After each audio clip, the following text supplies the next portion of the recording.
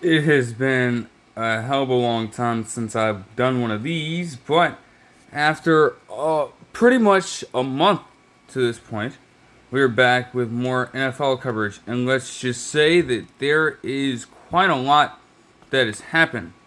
To start things off and get into the first wave of overall action, we had news coming from none other than Kadarius Toney, or at least relating to Kadarius Toney, and the fact that he allegedly strangled a woman. Now they looked into the case, and to be honest, the last report on it was pretty much a month ago. I am not necessarily sure if they are still investigating what has happened right now.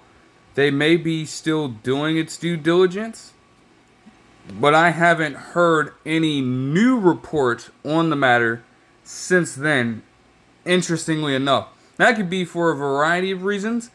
So I would hope that they give clarity on that situation soon.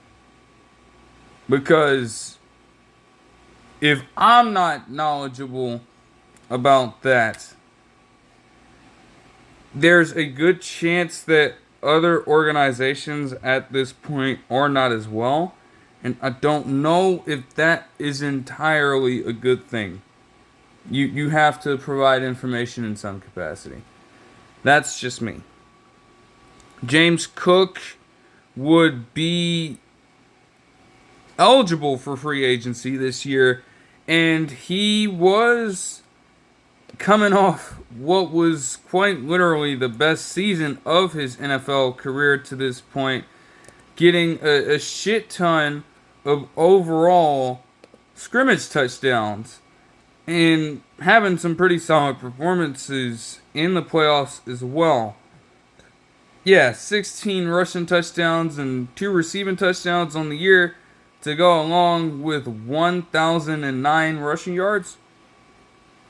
Very productive season, if you ask me. Also, notched his longest run of his career this year as well and got a second Pro Bowl nod. So naturally, he was expecting some form of money, and he would inform the Bills entering this period that he was seeking out a contract worth at least $15 million per year. Infamously, the running back market has just not gotten a similar amount of respect as other markets at other skill positions have attained over the course of the last half decade, to be completely honest with you. You're not seeing any running backs, at least prior to what I will transition into talking about later on. You don't see too many running backs inking those kinds of deals. Teams are very reluctant to do it because of all the stigmas that are around there for running backs. But when I'm in James Cook's situation, I mean, he's younger, he's been consistent for you, and he honestly has not had the craziest streak of injuries, to be honest with you. He's had a few, but nothing that have been no injuries that have been too serious or too devastating to his overall health. I feel like you have to capitalize on that, especially given what the market or free agency period for this specific running back class looks like. Is not necessarily the best. And honestly, you wouldn't have to draft a running back either, though this draft class is stacked at that position. You have a very good quality player right there in James Cook. And in all honesty, in a different situation, he could even produce more for you. They were using all of these other running backs like the rookie and Ray Davis, who did get some playing time when James Cook was injured for a little bit. And then you were also playing Todd Johnson as like a third down guy or like gadget player. If James Cook was your central focus, oh, boy, he would fucking, yeah, like he would be well deserving of the money, I'd believe. So it was a little shocking at first, but over time, it does make sense to try to capitalize on the talent you're acquiring. There would be news that Tyreek Hill would be back to racing generally, and in a situation that wasn't incredibly surprising. I mean, it had been hyped up for all this time beforehand, and they'd been exchanging tweets back and forth, talking shit and everything, going on interviews with Shannon Sharp and things like that, taking jabs at each other.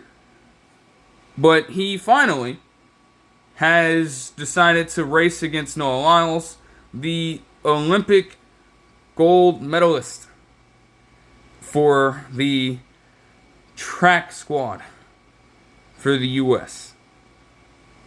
Obviously, he did get a silver finish in one of the races due to a litany of conditions, which I'm not going to get into right now. But what I will say is that it should be intriguing. I mean, hey, what better way to kind of give yourself more of a spotlight, really, no matter how you slice it. I mean, Noah Lyles has been the way he has been talking about some of the other Big Four sports, like the NBA especially. Oh man, he definitely gets a lot of hate from some of the Big Four fan bases for sure. But he is quite literally the fastest man in the world. You know, he has been got, but he has also been, he can say that for at least a sliver of time, he's held that title. It's really just going to be a matter of can he maintain that, because a guy like Usain Bolt did. And I'm not saying that something like this would help him do it. He's obviously got to continue to perform in the Olympics and things. But to genuinely shut all of these other fan bases up, what better way to convince them of your ability than to beat the fastest man in the NFL in a race? I believe they've put money on it as well. Shit could get really interesting. It's going to take place at some point in the summer. I don't know when. But I will say that the entire internet is probably going to be broken in some capacity. And especially if Noah Lyles wins. I mean, even if he doesn't, you're going to have a whole load of people just dunking on him and talking more smack. I'm sure he'll be okay though, but it just, I guess it comes with the territory. It should be pretty exciting stuff though, all things considered. The Dolphins would release Raheem Mostert, and I mean, I guess that made sense given how many running backs you are trying to keep on that roster. I mean, I didn't necessarily think of it that way, but I suppose with them drafting Jalen Wright last year, Raheem Mostert's time with the Dolphins was probably coming to an end. And, you know, it didn't help his cause that he was injured for a little bit in this season.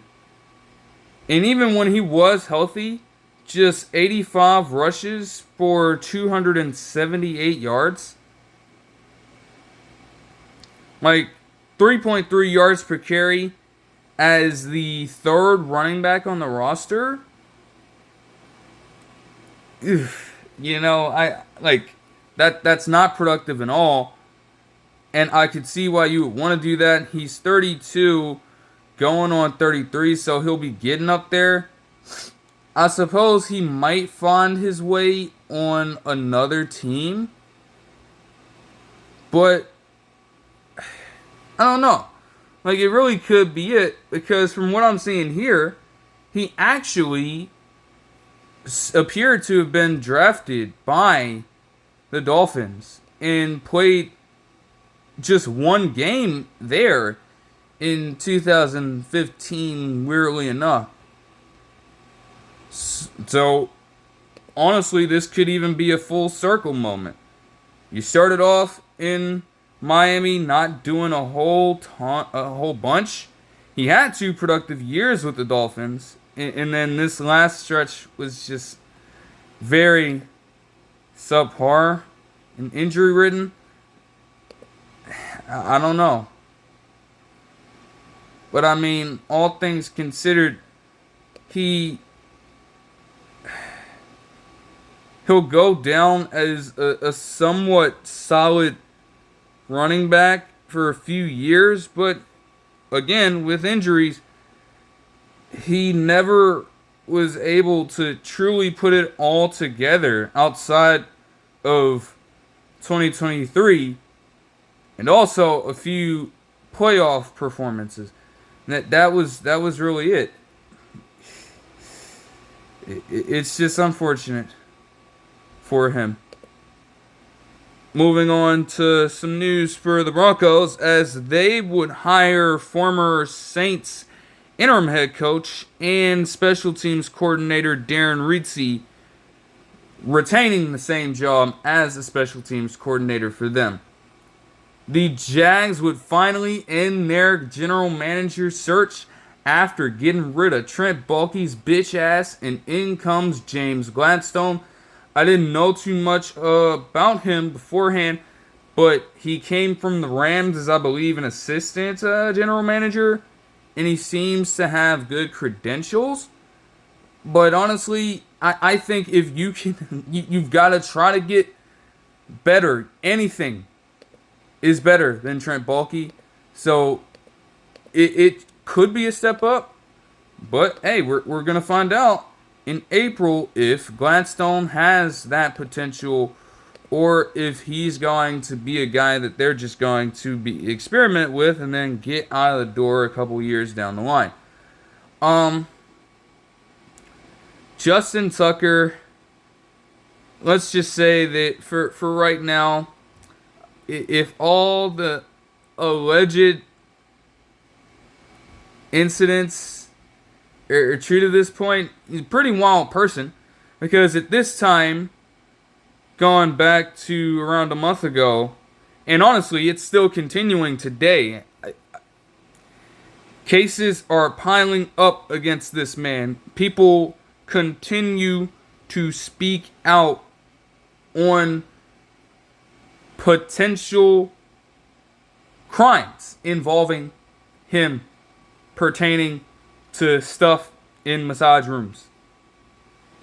I obviously cannot get into full details of it. Yeah, obviously. I mean, this is still pending, of course. But as the days go on, in all those cases, all of them, just pile up.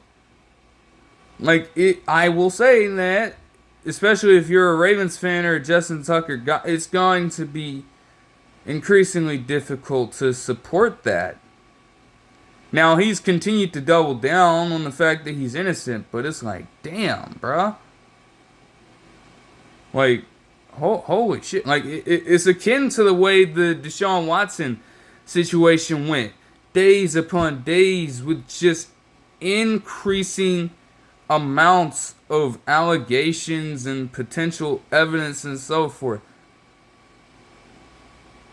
To the point where even if Deshaun Watson was able to settle these things, which did happen, his reputation was just forever stained by the mere thought of him doing those things. I would hope that the same doesn't happen for Justin Tucker, especially if he's not guilty, but oh my God. It just does not help his case. To add even more salt to the wound at this point, the Ravens would continue to be on some fuck shit. Continue to be. Because just a short time later, it would be detailed that Ben Cleveland was arrested for your DUI.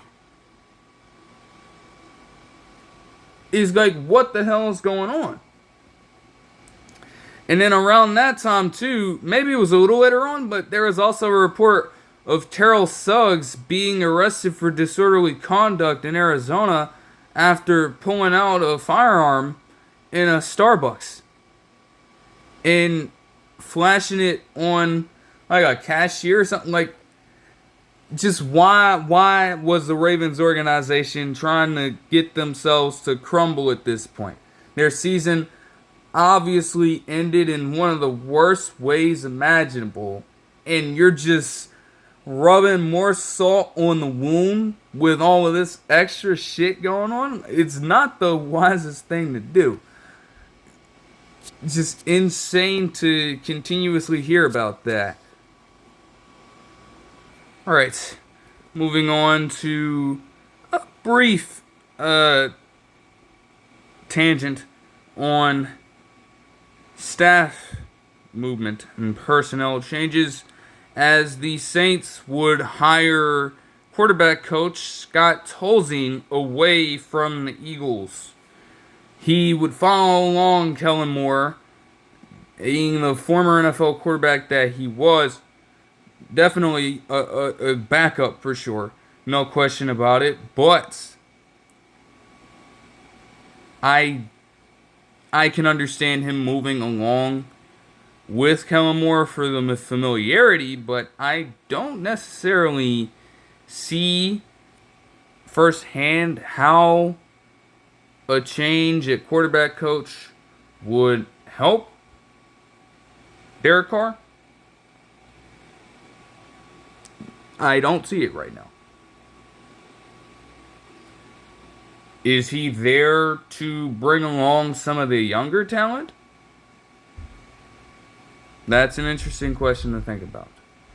The Panthers would re-sign Andy Dalton on a one-year deal. You're just trying to be safe with that move.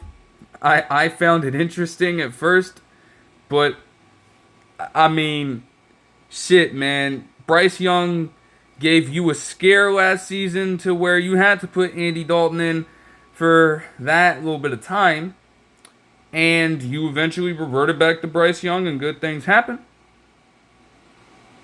You're just trying to keep that pressure on Bryce Young in a way, because obviously, though he had a good end to the season, there's still a lot more that he has to prove.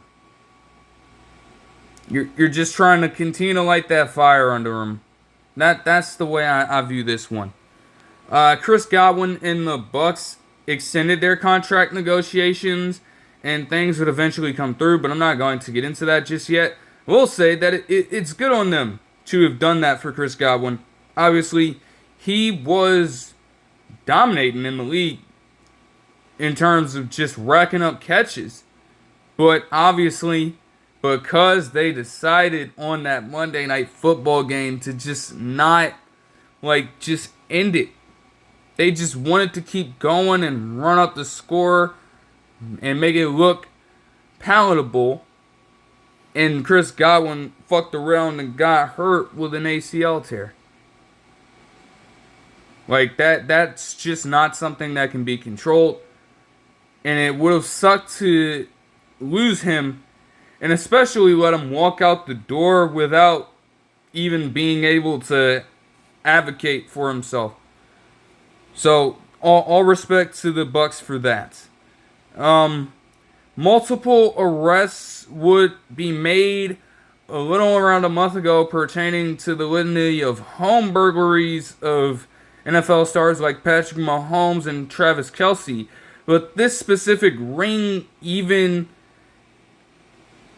transcended over to the NBA landscape with a few players there.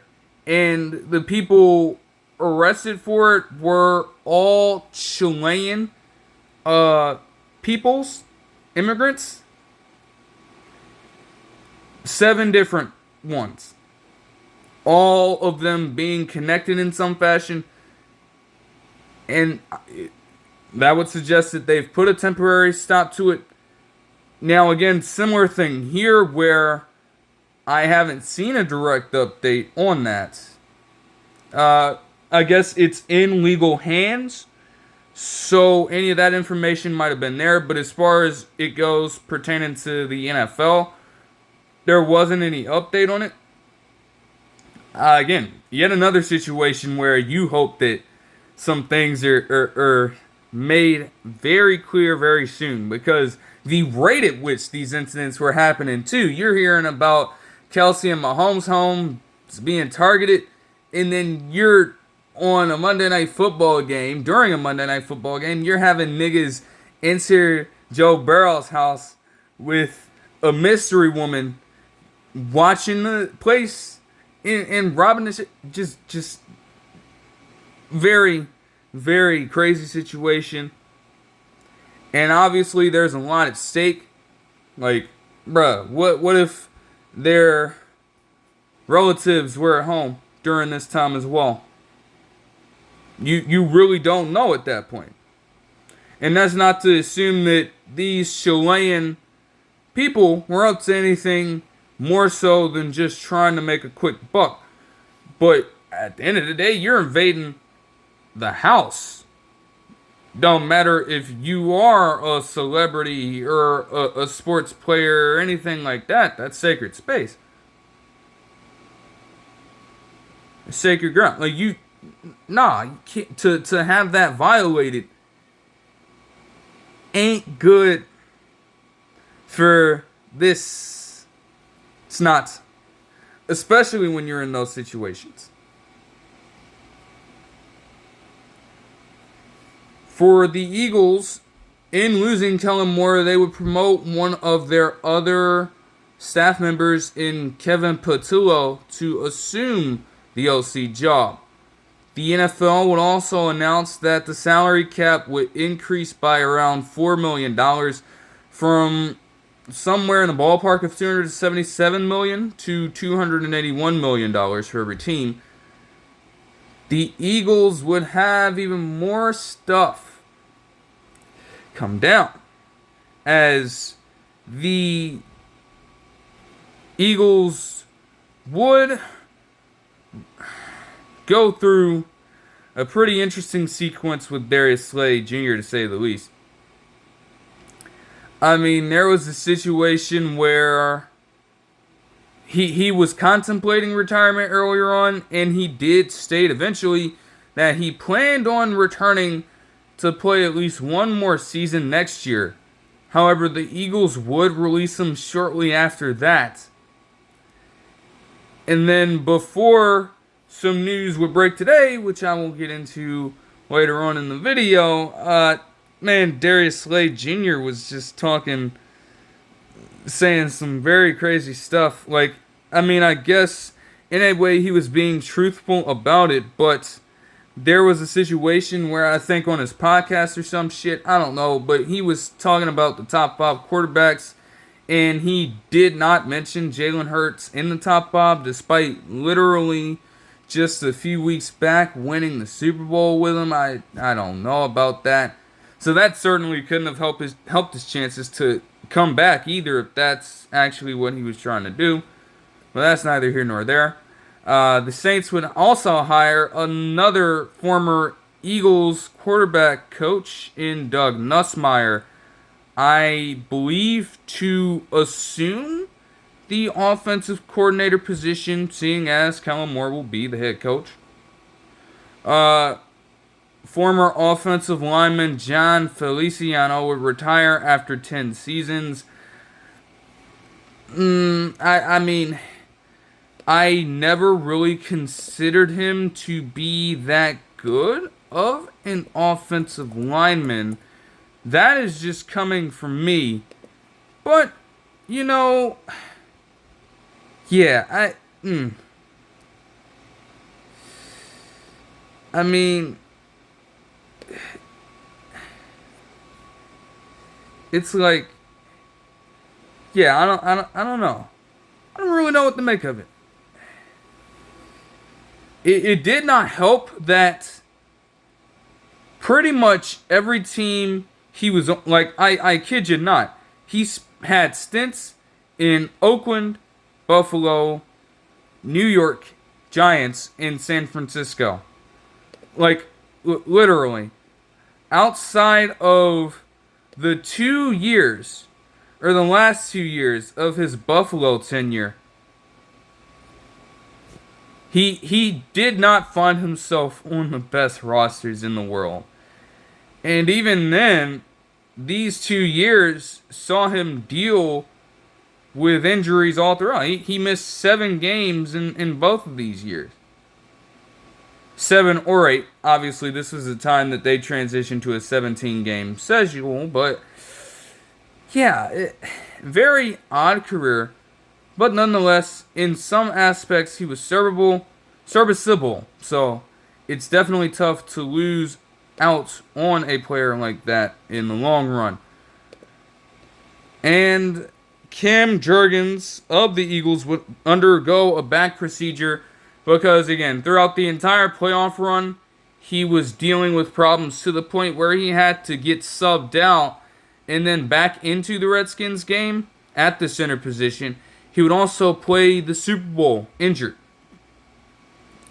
So any amount of time he needed to spend getting that fixed was important for this offseason. And you talk about a serviceable offensive lineman being missed. Let's talk about one of the best guards to ever do it. Zach Martin would retire after 11 seasons. Obviously, with the way he would block players and go up against all of these different talents on the defensive line, naturally at that position, your body is going to go through wear and tear. And it seems like it started to get around to him as he would miss a load of time last year, despite doing his best to lead a roster on a continuous decline. He missed 7 games last year, did not get an All-Pro or Pro Bowl selection, despite over his career having 7 as a guard. All-Pro first team selections. He also made 2 All-Pro second teams. He also is already a member of the Hall of Fame All-2010s team, and he's certainly going to get a gold jacket in Canton. Now, first ballot, I would believe so. However, I know that in some cases, there are still linemen on the ballots that are probably deserving of it prior to him getting it. For example, Jari Evans has been a name that has continuously finished in the ballot preceding the finalists for the Hall of Fame classes over the past few years. And he's still not in the Hall of Fame. Regarded as also one of the best to do it in the 2010s. He's obviously retired at this point of time, but players like him are going to get those looks first. Granted, obviously he's a little older right now. So those are areas where they're going to look first. But Zach Martin should definitely, like, there's no reason that suggests, there's nothing that suggests to me that he won't. Nothing. Absolutely nothing. Elijah Molden, the former cornerback for the Tennessee Titans, would sign a 3-year, $18 million deal with the Chargers. He was definitely going to be seen as a player that the Chargers would take a chance on. And honestly, with him getting his highest interception total past his defense total and also tackle total, while I guess being somewhat productive in coverage, you could say that the Chargers' risk to take him paid off. You know, to sign him to a contract that small in capital just continues to reinforce the point that you have virtually nothing to lose here. And especially with the way that their undrafted cornerbacks for this particular rookie class played, you could be building something in Los Angeles all the same. It does not necessarily matter about the name. It matters that they are going to produce for you on a week-to-week basis. The Bengals would cut Sheldon Rankins. The Saints would hire Brandon Staley as their defensive coordinator. In any other position on the staff, it would be criminal and it would destroy the team. But there's something to having Brandon Staley as your defensive coordinator that has worked out for other teams around the league. The Saints are hoping that he can find that same magic there with them. They need it badly.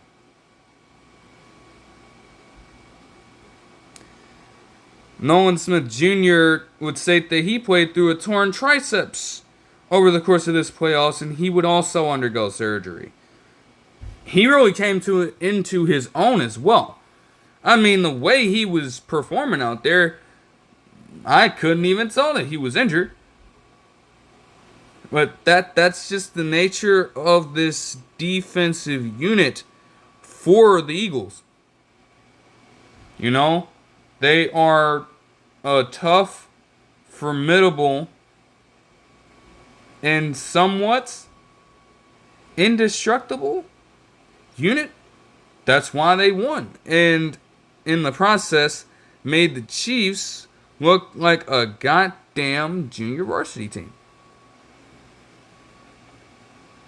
For the most part of the ball game. The Dolphins on Valentine's Day last month decided that they would not include the likeness of Javon Holland in their holiday-themed post. And Javon Holland felt a little disrespected by that. So he would begin to believe that he was going to be out of the door. You have to figure out and see if that was the case later on in this video. But another safety would find themselves dealing with some news of their own volition. Keanu Neal, former Falcons and Steelers safety, would retire after 8 seasons as another solid player. Obviously, his forte was a unique ability to lay hard, thumping hits on individuals.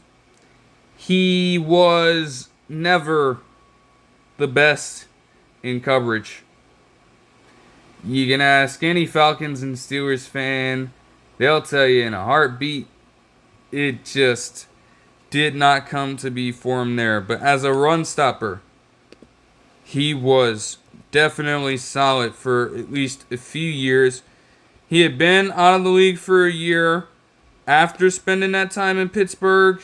And he also had stints with Dallas as a middle linebacker and Tampa Bay as a straight-up D-back. But after that year, nothing matriculated, so he figured it was best to just step away from the game.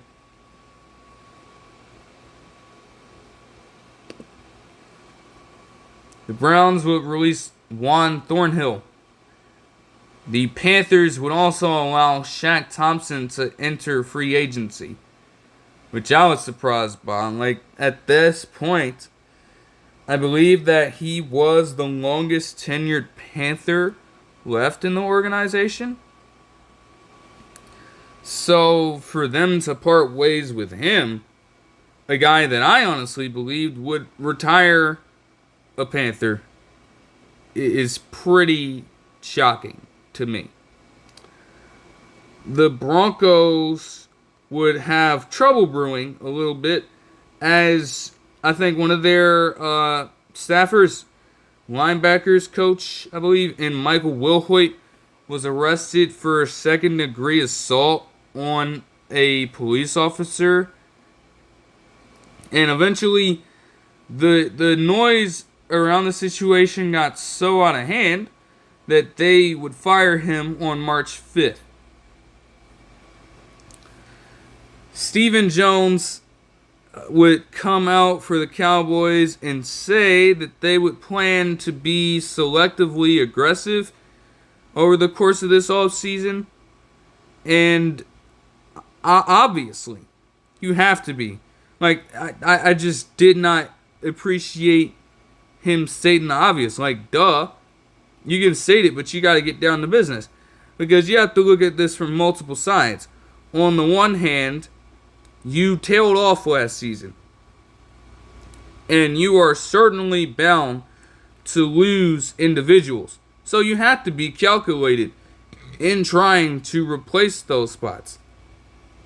On the other hand, you're trying to ensure that you can rebuild enough space in the salary cap to bank Micah Parsons and get him a long-term deal, because it still has not been done. So yeah, like that goes without saying. You gotta commit to those actions. Get to fucking work. The NFL would come out with a report about potential rule changes a little bit of time after they put out the report on the dynamic kickoffs. So they were saying that these specific meetings for rule changes and voting processes would take place later on. But they did outline a little bit of insight into just a few rules that they were looking at. One of which was, well, not necessarily a rule, but it also includes different, I guess, trends about the game that need to be incorporated or cast aside. And one of the trends that was focused on was none other than the fucking tush push. It's back on the docket again because it was up there with the hip drop tackle, and obviously that was outlawed. They allowed the tush push to remain a legal play, but now we have another team putting forth a petition to ban the fucking play. Now, the identity of this particular team was unknown for a while, and I think, honestly, it really still is, because none of that voting has taken place. I was personally thinking that it was the fucking Commanders, the way that they got exposed in the fucking NFC Championship game, with just the setup of the play, and how they were forced to jump off sides 3 straight fucking times, 2 times with the same nigga. Alright? Crazy level of exposure right there. I thought it was them. Other people were hinting at the fact that it was the Packers in their ownership group trying their hardest to ban the play. All that is speculation, but we're going to find out soon, I guess, who exactly is behind that. Because it's like, again, to me, it's just like, stop fucking crying, dude.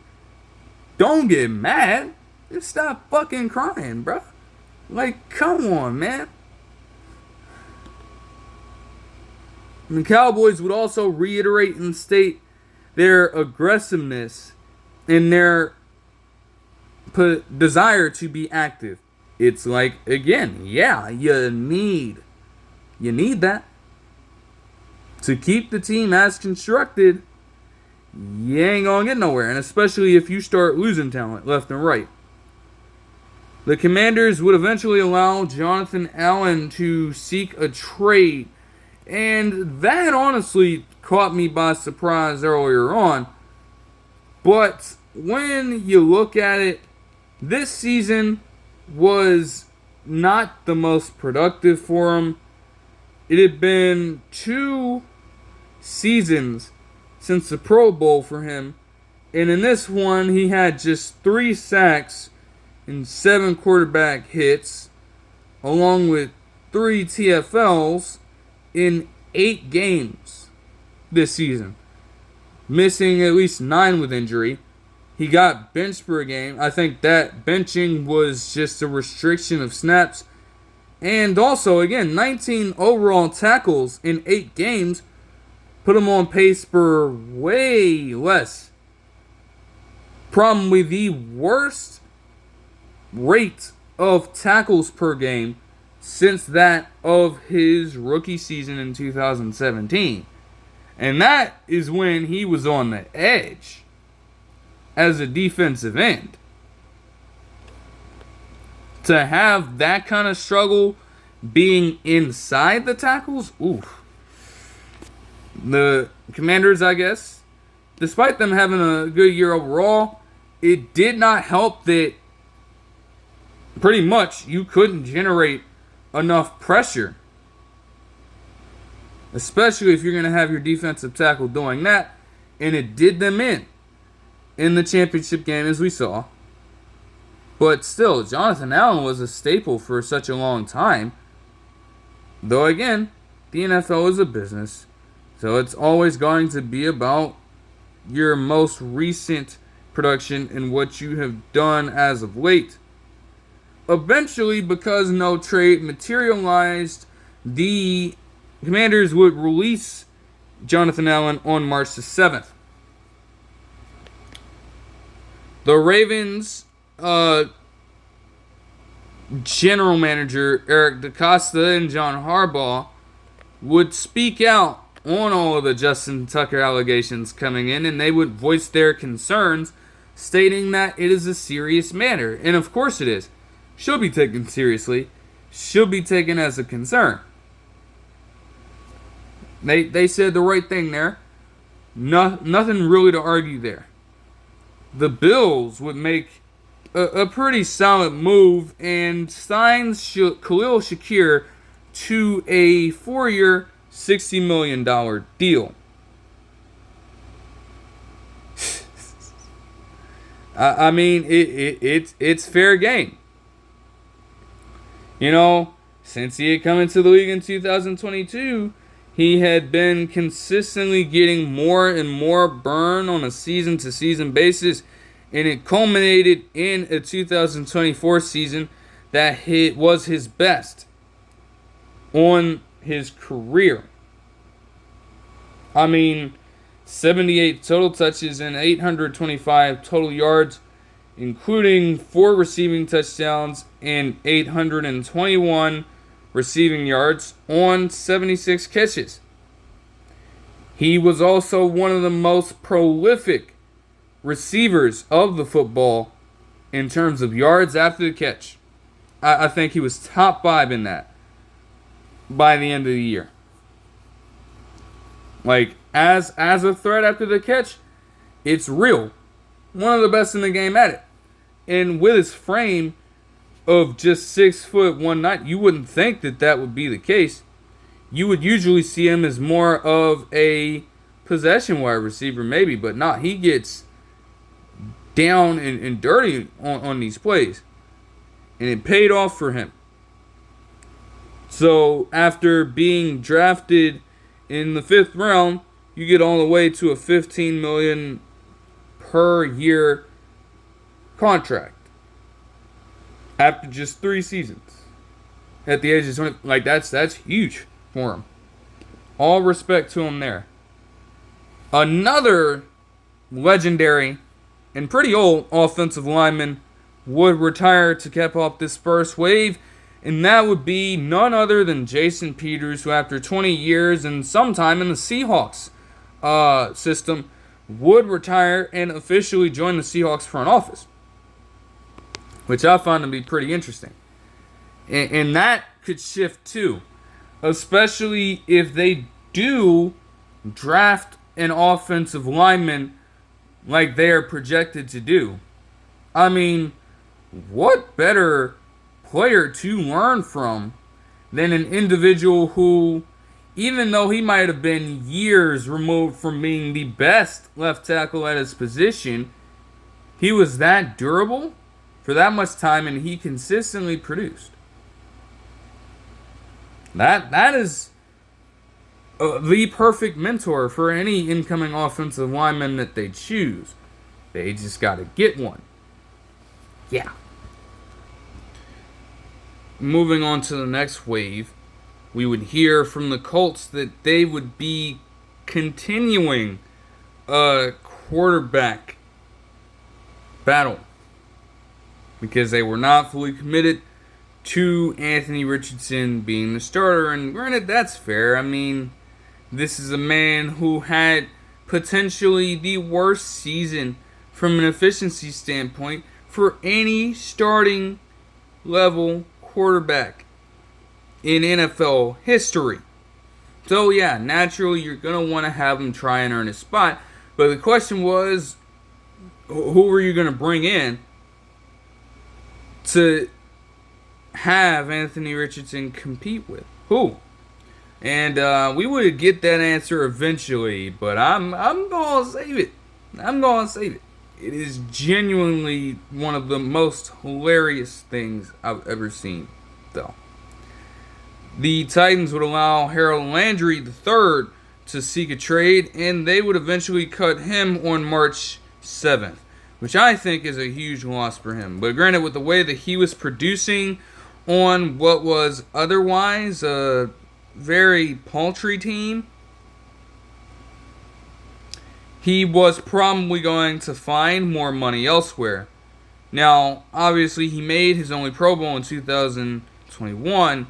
However, despite missing all of 2022 with a torn ACL, he came back in 23 and got 10.5 sacks, then had 9 last season, which I think led the team.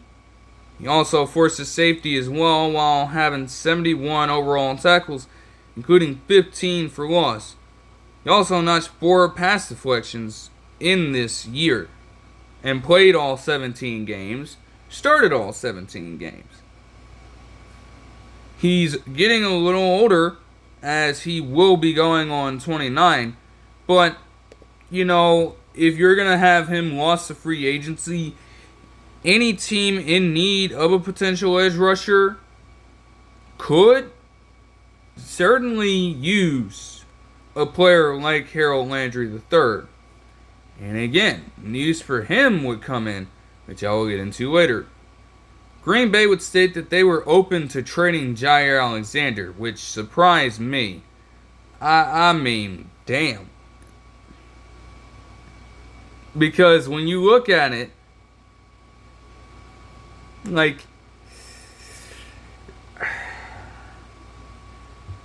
I mean, Eric Stokes has kind of come into his own in a sense, but like outside of Alexander and Stokes, you mean to tell me that the guy you would rely on at this current point of time is Carrington Valentine? Keyshawn Nixon even is solid, but honestly, he did not have the best year last year. Now, I'm not going to act like Jair Alexander did either, but still, I mean, it's crazy. Man just turned 28 years old. He's a 2-time Pro Bowler, and he, even if all pro selections don't show it, like, he's been one of the best cornerbacks in the league for years now. And you're just willing to let him walk? With, like, there's no real contingency plan there. You don't have enough consistency right now at that position to ensure that if you move on from Jair Alexander, you're set. But I guess they would stick with that. Travis Kelce, after weeks and weeks of contemplating retirement. He was doing it on his podcast with Jason Kelsey. He was doing it on TV appearances elsewhere on other networks. He would state in his exchange with Pat McAfee on his show that, quote unquote, I can't go out like that.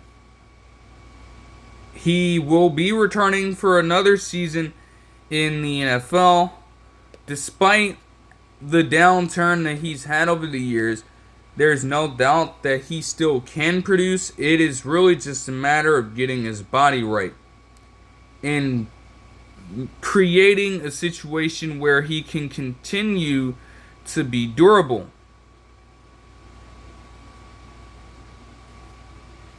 Because at his current age, like, being a tight end and going for all those short routes over the middle, he's definitely going to have to do a better job protecting his body. You do not want to continuously take crazy shots like that to vital areas of the body anymore. You don't want that. So, you have got to figure that out.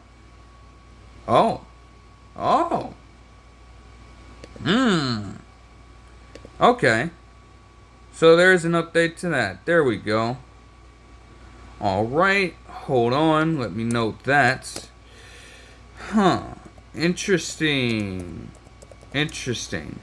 So yeah. Okay. With what I just saw there and what I'll be talking about later on, then yeah, there really is no contingency plan for the Packers right now at that position. But let me get back on track here. Okay. So, you would then have Trey Smith. A report would come out and stated that the Chiefs were expecting to give Trey Smith the franchise tag. Now, the jury is still out there on whether or not they have fully given it to him at this point. But it is interesting, and I mean, given everything that is set to happen, it seems like it could be the right move, but eventually the Chiefs can't continue to dodge it. You're going to have to pay a player like Trey Smith what he's worth, or you run the risk of losing him. And you don't want that. You don't.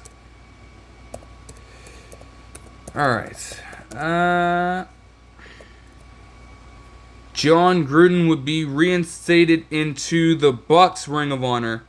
Obviously, he was taken down when the whole controversy with him swept the entire league. But it seems like the Bucs aren't necessarily worried about that anymore, and they're willing to welcome him back in there. Matthew Stafford would state that despite getting the chance to talk to other teams from his camp, he would re-sign with Los Angeles. And the Rams would also, around that same time, re-sign Alaric Jackson, their undrafted free agent, a few years back, to a 3-year, $57 million contract. Keeping a core offensive lineman in there is certainly a good move, in my opinion. The 49ers, to open up the opening week of March, would create some early waves as they would get Deebo Samuel Sr. from the 49ers while sending over a 5th round pick. And instantly, when you look at it, it is an immediate and obvious upgrade over their wide receiver 2 position. You know, you had De'Ami Brown playing that role last season, or Noah Brown, depending on some games But nonetheless, it is just a great move for the Commanders. You have a player in Terry McLaurin that can take the top off of defenses, and Deebo Samuel is the more physical, short yardage guy who has the ability to make guys miss with pure strength and pick up additional yardage. Quite literally the best fit for him. And you're playing with a mobile quarterback as well in Jaden Daniels, who can find creative ways to get you the football even when things don't appear to go on script. So you gotta love that for him. The 49ers would state that they would also intend on trading Brandon Ayuk if necessary.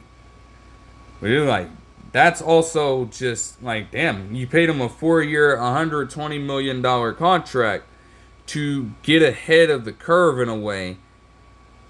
Obviously, things didn't pan out with the injury that he suffered. But now you're not that far removed from giving him that deal, and you're going to be moving on from him. Interesting. The Jets would be expected to move on from Davante Adams at the time for obvious reasons. A changing of the guard means a complete shift in the core players on your roster. You know, Davante Adams would continue to expect Aaron Rodgers to be there, but for obvious reasons, Rodgers would be let go. So they would more than will to do the same to Davante Adams if they could not find a trade.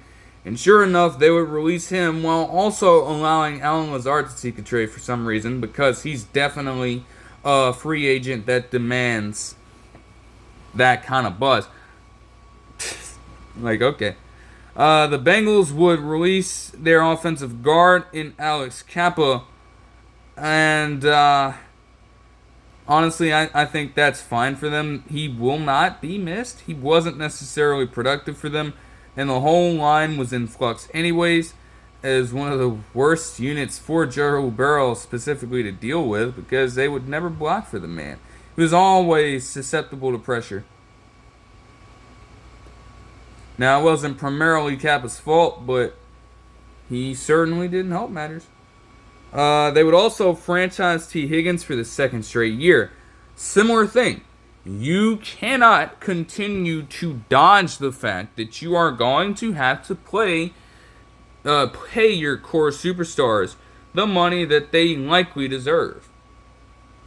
Now, the Bengals genuinely may not be able to do it, and that's okay. But you're probably going to lose someone. To franchise tag any player for 2 straight years is outlandish. There's no way that you are going to get to a third. So if you're trying to retain them, you better figure out a way to dish out some money now and have it ready by next season. Obviously, you're going to want to pay Jamar Chase, though. And so that leaves a guy like Trey Hendrickson in a very odd spot. But we'll get to that. After 31 years of working at Fox Sports, Jimmy Johnson would retire. And seeing with the way they presented that little segment of the Super Bowl pregame show, that was a farewell bid for him. You just wish him the best in the long run. He definitely was a very well-acclaimed analyst for them, especially earlier on in his tenure at Fox, and obviously coming off a career in which he was the face of the Cowboys dynasty to an extent. Definitely a great contributor to the game. You can't take that away from him, even if that presentation was sloppy in every sense of the imagination. The Seahawks would make an enormous amount of cuts on this particular day, as they would cut Rayshon Jenkins, Draymond Jones, and George Fant all in one fell swoop. They would also cut another player. You know who that player is if you're not living under a rock. But that, along with a lot of the other things that have happened for the Seahawks, outside of a few particular moves, I am going to take time to cover in a separate video. For a good reason. To try and get all of those specific moves talked about in this one would just continue to add on to what is already going to be a long video. And there's a lot, and I mean a lot to think about with those particular ones. So we'll get to those other ones in due time. But out of these three, like, damn, Rayshon Jenkins was a pretty solid acquisition last year. I don't know why they wanted to move on from him so early. And I guess Draymond Jones was just a person who was supposed to set the tone, but it's like, damn, they immediately gave him a contract extension along with picking him up. You only keep him for one season? I do understand that George Fant won the most. You have to completely revamp that offensive line. To continue to have him there is just not the wisest decision in the world. Osa Digizua would sign a 4-year, $80 million deal with Dallas. That's the first instance of them being somewhat selectively aggressive in this offseason, but it makes sense. I mean, Digizua is now 26 at the time. He had a fairly productive year, and he's been somewhat consistent over the past few years since he got into the league. Although 23 quarterback hits, up from 13 in 2024, certainly helped his case. He also got a pass deflection and forced a fumble. He had to have been a pretty good run stopper and pretty adept in forcing pressure. I do think that with what I had seen from him in some of the games I watched, you can kind of understand why he got $20 million a year, but at the same time, when you're comparing that with guys like Justin Madubuike getting contracts that are just a little higher than that, like, are we saying that Digizua is on the same level as Madubuike? I don't think so, but I do get why they would want to retain that talent on their team. I understand it. The Rams would make a trade, and they would send former Lions offensive guard Jonah Jackson to the Bears in exchange for a 2025 6-rounder. It's a very low-risk situation for the Rams. Chances are you can draft a player akin to Jonah Jackson that late if you really need to fortify that particular position. But for the Bears, this is fucking gold. It's gold for them. You know, they have one of the best cap situations in the league coming off of last season. They are armed with a litany of picks as well. The only way to go for them is up after the way the last season ended and the way these last few seasons have ended, to be completely honest with you. What better way than to go out and immediately get one of the better offensive linemen, free agents of this particular class? What better way to do it? Instantly, he should be able to come in and produce and give you better production than some of your offensive linemen last season. The Eagles would reward Saquon Barkley handsomely. After he put up what could be argued as the best single season for a running back in NFL history and becoming a Super Bowl champion for the first time in his NFL career. He was given a 2-year, $41.2 million contract extension, averaging about $20.6 million per year. I think he also got a pretty solid signing bonus as well with this extension, and it is well deserved. I think that this element could have tied in to the Cowboys signing Odigizua to the deal, but there was a report that they were able to free up $20 million in cap space by restructuring CeeDee Lamb's contract. Certainly, when you can get a player to do that, the helps matters, and it shows that even if the team isn't fully there, there are at least some players there committed to winning and trying to help the team get better as best as they can. The Packers re-signed Brandon McManus to a 3-year, $15 million contract extension, and it makes sense. I mean, Mason Crosby clearly was going to be out of the league with the way he was performing. Their situation since that time had just been in complete limbo. I mean, Anders Carlson obviously didn't pan out. Matt LaFleur was scared of having him kick in clutch situations. If you have that happening with any kicker, you're not going to last long. They relied on Braden Narbison to open things up for this season, and that, after a few games, though he showed promise in the first game, didn't pan out, and in comes Brandon McManus giving them solid production for a kicker at his age. He also was able to overcome allegations of his own pertaining to SA, and nonetheless, to try and get some semblance of continuity at a position that had been desperately needing it for your franchise is fair game. The Bears were clearly not done, as they would also trade for Joe Thuney from the Chiefs in exchange for a 2026 fourth rounder. It's a huge win for Joe Thuney, to be completely honest with you. The Chiefs can do whatever they please with that fourth rounder, but it's certainly going to hurt them immediately for now.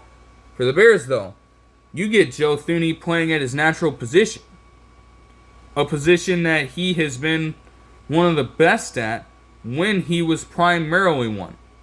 Forcing him to play tackle just reflected on how desperate the Chiefs were last season. And it really wasn't the best testament to his abilities. But now in his pure position, in the middle of his prime, with a more, to an extent, more mobile quarterback, that could be a very good trade-off and a very good dynamic there. The only thing with Caleb Williams, obviously he has to get better with quicker progression. That's something that Mahomes obviously has over him. Caleb Williams has to fire the ball out of his hands. He can't be scared of taking quick passes, because to hold the ball as much as he did on occasion, naturally, everybody just got accustomed to it, and that's why he got sacked as much as he did, even with the line being as garbage as it was. Sam Hubbard would retire. The Ohio State man gave it up after his time with the Bengals, in which he did pretty well for himself and had some very solid plays overall. But I guess they could not agree on anything long term, and so he just decided to let go of the game, I guess. That's certainly unfortunate. The Raiders would release Gardner Minshew II, which makes sense if you're trying to get younger at the quarterback position there. And you are also having the Jags release Christian Kirk. Both of those moves make sense. Obviously, you're bringing in Pete Carroll. You're going to want to have him work with some younger talent there. And for Christian Kirk, injury prone. He performed in his first season as a Jag, but boy has he been injury prone over the last 2 years. Oh my gosh. Just 20 out of a potential 34 games last season. And even when he did play last season, only 379 yards on 27 catches. Along with just a single touchdown, the lowest of his NFL career. Just not a very good run for him down the stretch. Seriously. The Raiders would get right back to it, though, as they would sign Max Crosby to a 3-year, $106.5 million contract, temporarily giving him the most expensive contract for any defender in NFL history. And it's safe to say that wouldn't last for too long. But that's neither here nor there. The Eagles would also re-sign Zach Bond to a 3-year, $51 million contract extension. Not no damn $151 million. $51 million. But it's well deserved by him as well. For him to move from the Saints in free agency and have a team like the Eagles take such a chance on him, then to go out and put up one of the best seasons for any linebacker in quite some time, honestly, while also finishing as a Defensive Player of the Year finalist. 5th best finish, well deserved. 151 tackles by him, along with 4 pass deflections and 5 forced fumbles on the year. He was a very good force in the run stopping aspect. He was a terror in pass coverage. And he was a sure tackler with a nose for the fucking football. Just craziness, man. Like you've got to love that. He was given a first team All-Pro as well, while getting a Pro Bowl nod, and again, obviously capped it off as a Super Bowl champion. What better way to reward him than with that kind of deal? The Chargers would release Joey Bosa. Another Ohio State man getting done dirty. Just craziness, man. And the way I saw it at the time was that, yes, Joey Bosa had been injury prone himself. He didn't have a crazy amount of appearances last season. But I was like, damn, Joey Bosa's younger. And even if he's deteriorating a little bit, you trust potentially bringing back Khalil Mack over retaining Joey Bosa. Just interested me from that perspective. The Bears would sign Durham Smythe as, I guess, a blocking tight end. The Browns would restructure Deshaun Watson's contract and clear $35.8 million in cap space. At the very least, they were finally able to make something happen with that because he was not deserving of all the money that he was getting. But what are the Browns going to do with that space? Mitch Morse, former center, will retire after 7 seasons. He spent his last season in Jacksonville, but he was most known for his time with the Bills as a center, and he also had some time in Kansas City with Alex Smith being under center for him. He was a one-time Pro Bowler in 22 as a center with Buffalo. The Rams would re-sign Tutu Atwell. The Steelers would restructure Cole Holcomb's contract. The Bengals would give Trey Hendrickson permission to seek a trade. And again, though it's tough, especially with what was bound to happen, the Bengals certainly could not afford to keep Trey Hendrickson around. Because, yeah, you could not allocate that much money to him. They just would not be able to make that work if they tried. The Jags would trade Christian Kirk to the Texans and release Evan Ingram. Neither of these moves were understood by me. I feel like Evan Ingram was doing so well resuscitating his career with the Jaguars. It was a down year last season, sure, but it was a down year for the team in general. And he'd been that damn productive with you. I don't know why you, just do not give him a chance there. Makes no sense to me, personally. And then for the Texans to go out and get Christian Kirk, yes, from the lens of trying to replace talent, I do see it, because obviously you will not have Tank Dell for next season, most likely. I do not see a world in which he is able to recover fast enough to return at any point next season. It's going to be a process. Literally. His whole knee was out of place. You have got to take all the time you need to come back from that. It is not going to be quick at all. So I get that. But again, you're taking a chance on Christian Kirk to be just a third or fourth in some cases option as purely a wide receiver. I mean, you've obviously got Nico Collins there, and then you also have Stephon Diggs coming back.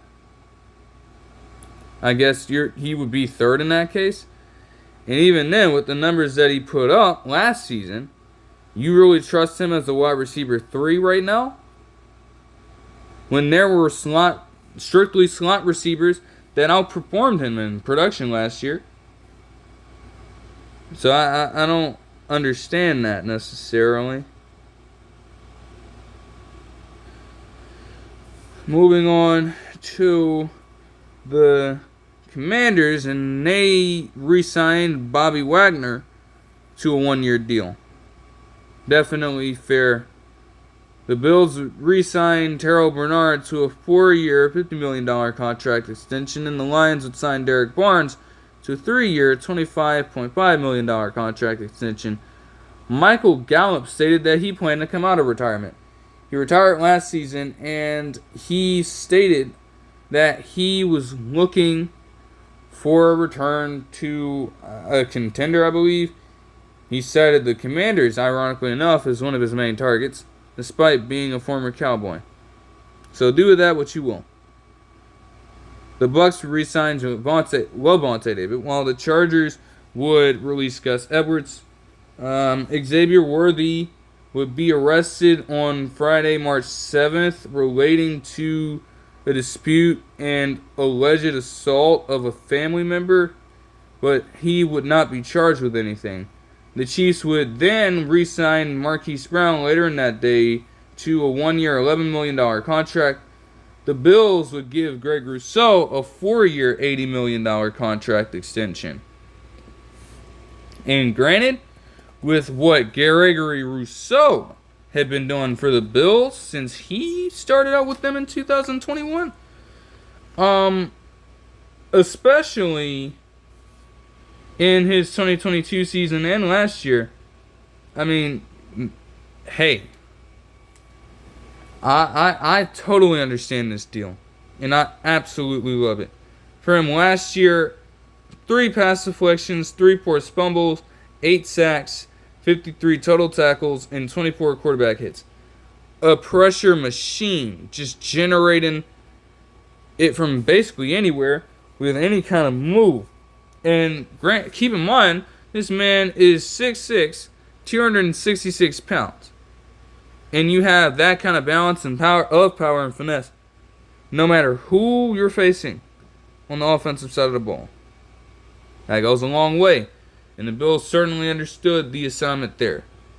The Ravens would re-sign Ronnie Stanley to a 3-year, $60 million contract extension. And the Saints would restructure Derek Carr's salary into a signing bonus. Again, what exactly will they do with that? 'Tis the question. Moving on to the third wave of March 9th and 10th. And this was a very, very, very lengthy one in terms of quantity and quality of moves overall. To start out, we see that the Bills released Von Miller, obviously with a combination of injuries and off the field disputes with Von Miller. He did not get a lot of playing time, and he barely produced when he was playing, which again was few and far between. So it makes sense to move on from him now. He is not getting any younger, and honestly, you could find better left outside linebackers at this particular time. Now, he'll go down as one of the best to ever do it with his credentials, but right now, no. Like, this last half decade has seen injury after injury pile up for him. Like, he literally missed a whole season with an ankle injury, and then he's just been on a consistent move after that. Like, six sacks is nothing to scoff at, but you could be getting way more from an individual who is in the middle of a 6-year, $120 million deal at this time. So yeah, you need it desperately. With that lack of production, you need it desperately to get that contract off of the books. And they seem to have done it just in time. So you will take that for sure. The Browns would get themselves into an interesting spot. And honestly, with some crazy shit that I heard today, they're going to continue to do the same thing. But on March the 9th, they signed Myles Garrett after he consistently asked for a trade. He desperately wanted out because he did not want to be a part of a rebuild. And there was even a report that stated that the ownership wasn't even trying to talk to the man. They weren't hearing it. But it seems that they gave him an offer that he simply couldn't refuse. And that would put them in an interesting case. Because after clearing up $35.8 million in cap space, they gave him a 4-year, $160 million contract, making him the highest paid defensive player in NFL history. It's a great move for Myles Garrett. It's well deserved. He's got the credentials. He's got the numbers, the production to back it up. I get that. But for the Browns, bruh, are they trying to get themselves cap strapped? They already were, and they luckily got themselves out of it. Now, the contract is going to be worth it because you know that Myles Garrett is going to produce for you. But you need more talent on this team. And when you give any player a contract like that, your chances of bringing in high-end talent to plug into some of the core positions that they need to key in on, because granted, there are a lot of them that they need to focus on this offseason. The chances of getting a high-end player at those positions or convincing a high-end player to come there anyways are severely decreased. Now, severely limited. It's not as though people are clamoring to come to Cleveland anyway, but legitimately, if you were trying to steal a prospect, you don't really have a lot of money to work with to convince them to want to come there anyways, even if that's not necessarily their first option. And again, it took them all of that just to retain him.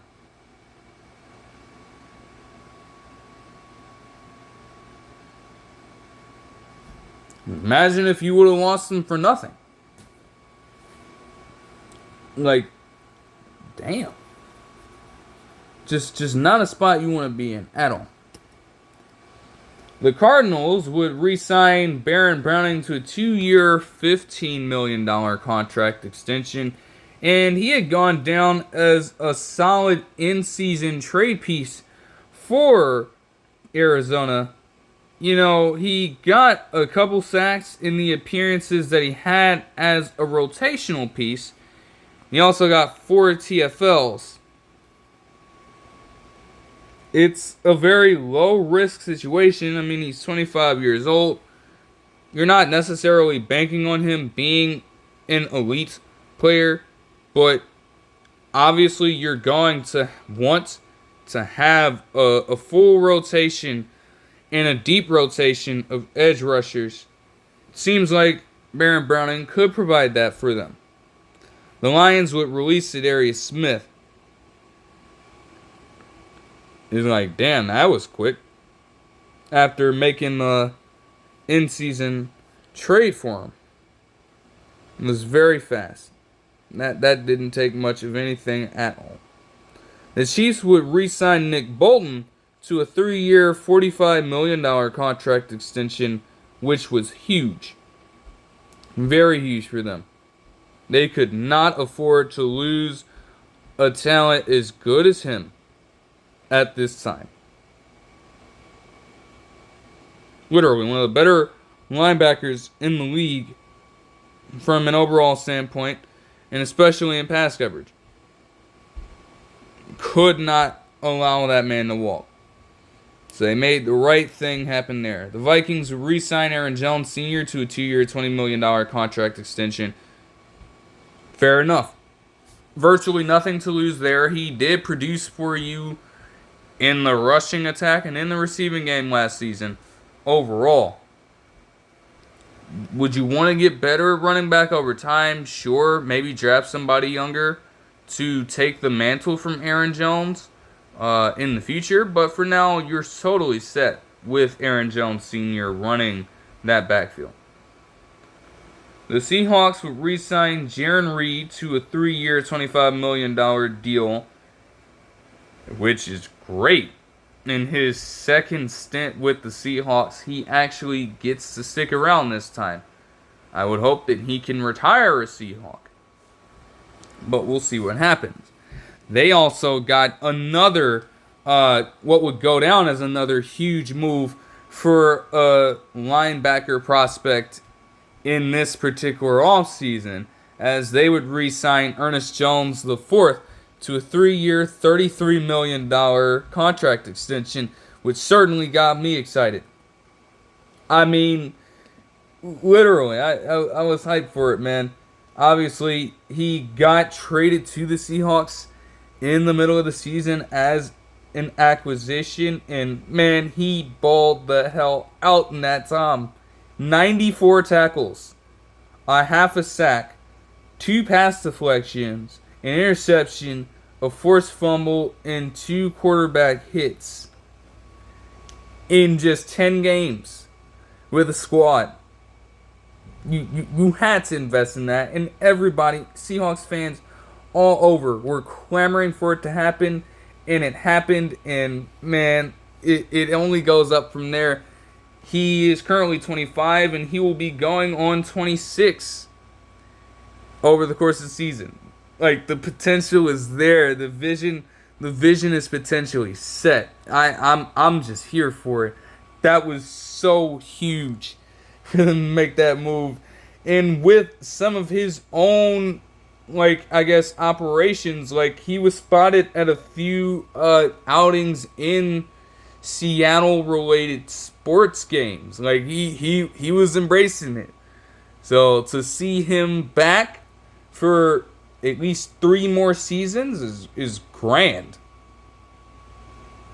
The Rams would try to steal all the attention away, and they would sign Davante Adams to a 2-year, $46 million deal to pair him alongside Puka Nacua.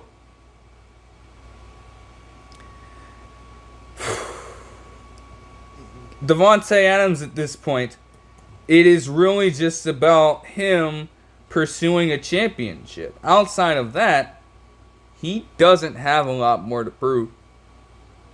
And to put him in a situation where he'll be going on 33 at essentially the end of the regular season, to pair him up as one of the most elite red zone threats of the past few years, because most of his reception touchdowns with the Jets came in the red zone.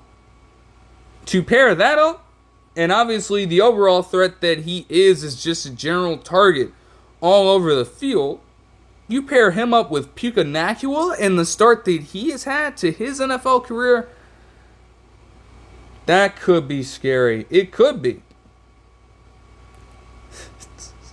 Just, wow. Like, that is crazy. Puka Nacua already stated that he would give up the number 17 and would go back to his jersey number in college, which I believe was number 15, if I'm not mistaken. The respect factor is already there. It's just, man. The Bills would then decide to take attention away from that and would pay the now reigning MVP of the NFL and Josh Allen a 6-year, $330 million contract extension with $250 million guaranteed, which set a record for the most guaranteed money by any player in NFL history. And with the seasons that he has had in the past few years, it makes sense to keep your franchise guy around for the long term. You just want to see him make deeper playoff runs and potentially get to a Super Bowl, win a Super Bowl with a contract like him, because let's be honest, Joe Burrow signed a deal like that reset the quarterback market. Jalen Hurts got a contract like that reset the market for quarterback contracts. And Lamar Jackson got a contract like that reset the quarterback market. Only Jalen Hurts has gotten the championship. And that just happened just this year. With him, ironically enough, beating Lamar Jackson and beating Joe Burrow in the regular season.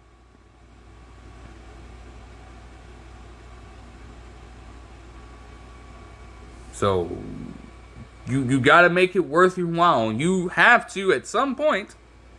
It's easier said than done, but you got to at least get there. Like, come on. Josh Allen hasn't even been there yet. At least Joe Burrow has. Jalen Hurts has. And obviously Mahomes, with his contract in 2020, has just made it his annual right to book a spot in there on the AFC side. So you better get to it if you're him. The Jets would re-sign linebacker and special teamer Jamin Sherwood to a 3-year, $45 million contract extension. I certainly wasn't familiar with his game, but I suppose with the way that their defense had held strong last season, it's fair game. And honestly, with looking at this, I mean, there really is nothing to lose here. I mean, wow, I definitely wasn't familiar with that.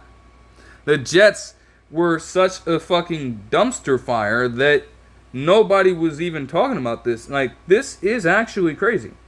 I mean, wow. He was a special teamer for the earlier part of his career, but he legitimately asserted himself as a true linebacker. I'm not gonna lie. He even got snaps as a defensive back to start out his career, but as a 6'2", 216-pound individual, they decided to make the shift, and in 2024, it seemed like it finally paid off. I mean, 158 combined tackles, 98 solo tackles, led the league. He also had 2 sacks and 3 pass deflections, along with 10 tackles for loss. Like, that's tremendous. I can see why. And obviously, to have that on a $15 million per year deal is actually a fucking bargain when you think about it. That is sneaky. So honestly, I kind of wrote it off, but after seeing that just now, they cashed out right there. I'm not gonna lie. I'm like, wow, that is a move, bro. I cannot hate on that at all. My goodness, man. Wow. All right. The Patriots would have themselves a day, starting out by getting Harold Landry the third on a 3-year, $43.5 million contract extension. They would trade Davon Godchaux to the Saints as well.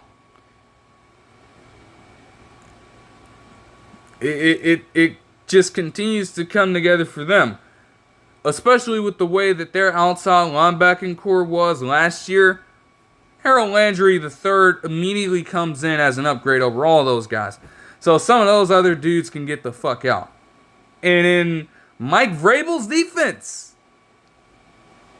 familiarity is already there with him. So that could be dangerous. And I'll get back to the Patriots in time, but it gets even sweeter for them.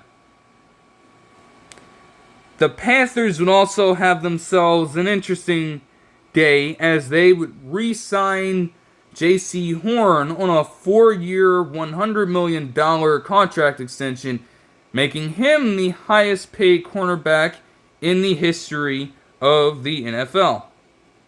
And I suppose that his year last year, despite missing 2 games due to what I believe were injury, he had a single interception along with 13 pass deflections, which was the same amount that he had over his first 3 years combined. He had 68 combined tackles and 5 TFLs along with 2 quarterback hits. It would also appear that he was just a lockdown force in coverage, especially if you're only finishing with a single interception. Like, maybe some passes were getting his way, but they weren't testing him like that. And honestly, with the way the Panthers were playing down the stretch, you could tell that Horn had something to do with that. So he got paid accordingly. They would also sign Trayvon Merrick away from the Raiders, which is a pretty low-risk move for them because their safeties leave a lot to be desired. Trayvon Merrick is not necessarily the most refined talent, but in the right system, he could perform well. So it's a nice chance for them to take on him. The Falcons would release Grady Jarrett, and then the Bears would get in the fray and sign him to a 3-year, $43.5 million deal. So far, a great free agency period for Chicago. I mean, there were obviously questions surrounding their defensive tackle talent since losing guys like Eddie Goldman and Akeem Hicks They were just completely terrible in that position. But the staple, a defensive staple of the Falcons for such a long time is now on your roster, instantly, you've won. The Chargers would re-sign Khalil Mack on a one-year deal, which again confused me. Like, they actually decided to keep him, though again, granted, he was a bit more available. It's like, he's older, he's just as injury prone, and you let Joey Bosa go? But I mean, hey, okay. The Bucks would get active a little bit, re-signing Chris Godwin to a 3-year, $66 million contract extension. Well deserved for him. And honestly, again, like I said, I gave them credit earlier in the video for sticking with him. And that kind of contract just carries that on. They would also trade for Hassan Reddick. Yeah. Obviously, Shaquille Barrett, for obvious reasons, was just in and out of the roster. But to get a guy with the potential that Hassan Reddick can provide you is a good risk to take. It's just a matter of will it actually come into fruition, because he held out for all that time last season and did not do jack shit for them last season for the Jets. So you were really hoping that he produces. Within that trade, they would send along Jalen Moore to the Chiefs, and they would sign him to a 3-year, $30 million deal. There's virtually no loss for the Bucks. I mean, at offensive tackle, you have quite possibly the best, if not one of the best in the game, in Tristan Wirfs Jr. holding down the fort. You don't need Jalen Moore at that point. And with the Chiefs, you're trying to get younger at that position, because it's probably about time for a guy like Jawan Taylor to just go. Especially with the way that man plays, just you probably got to get him out. You've got to. The Bears would re-sign Drew Dalman to a 3-year, $42 million deal. I believe that's their center. The Rams would re-sign Jimmy Garoppolo to a 1-year deal. The Jags would take a swing and sign away Jordan Lewis from the Dallas Cowboys. And also, within the same time frame, make him the highest paid nickel cornerback in NFL history. He had some pretty good plays last year, for sure, off of what was definitely one of the more productive years he's had.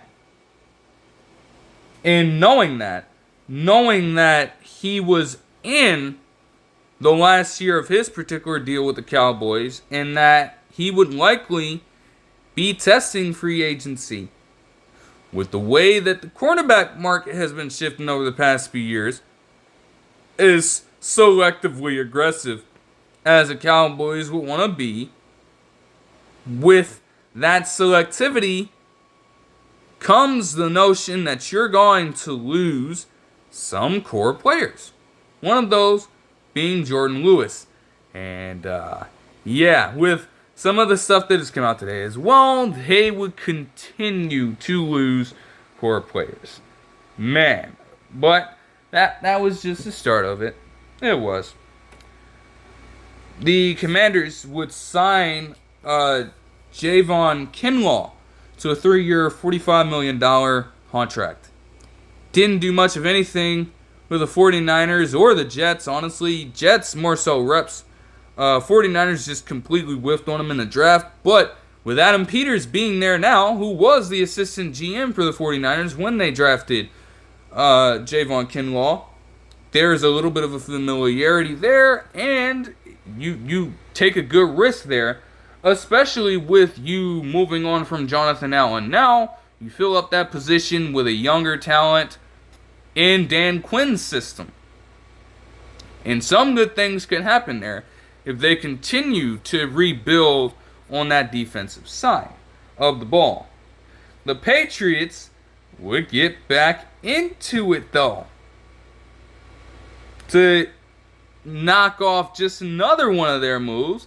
They would sign Robert Spillane to a 3-year, $37 million contract. And boy, I loved this fucking move right here.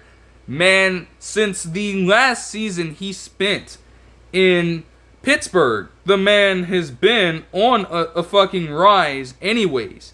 And eventually, after that particular season in 2022, he was moved to the Raiders in 2023, and he has been a literal fucking monster in any capacity for a linebacker.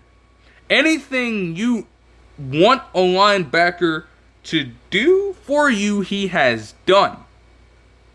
He has been excellent in pass coverage. He has been excellent in the run game. He has been a sure tackler. Over the last 2 seasons with the Raiders, he tallied 306 total tackles, including 158 last year, along with 91 solo tackles. He had 10 tackles per loss last season, along with 7 forced fumbles and 2 INTs.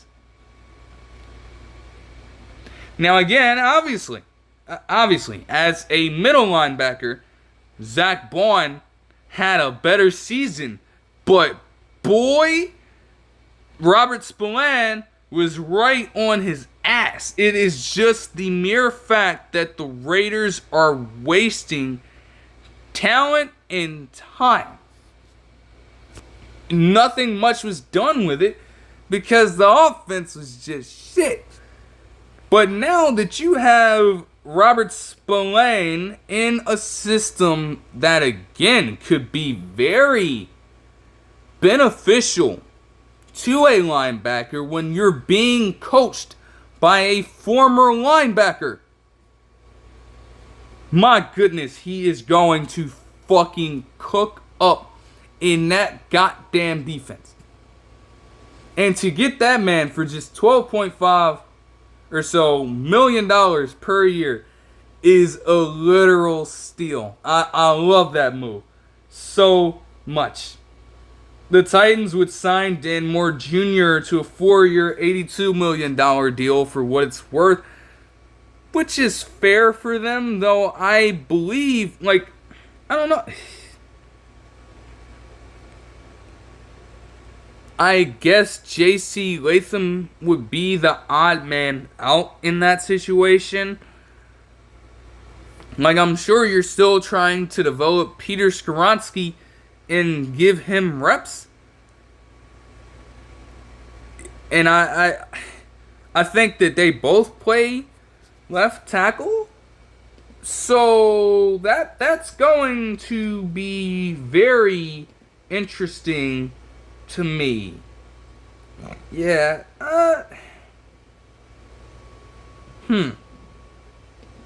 Yeah, that is interesting. Still, that's not enough to just continue with what the Patriots were doing. Because we have some alternating moves here. They would sign away Milton Williams, who was a rotational piece for the Eagles and was actually formidable in his role, which just again shows how incredibly deep that defensive line was.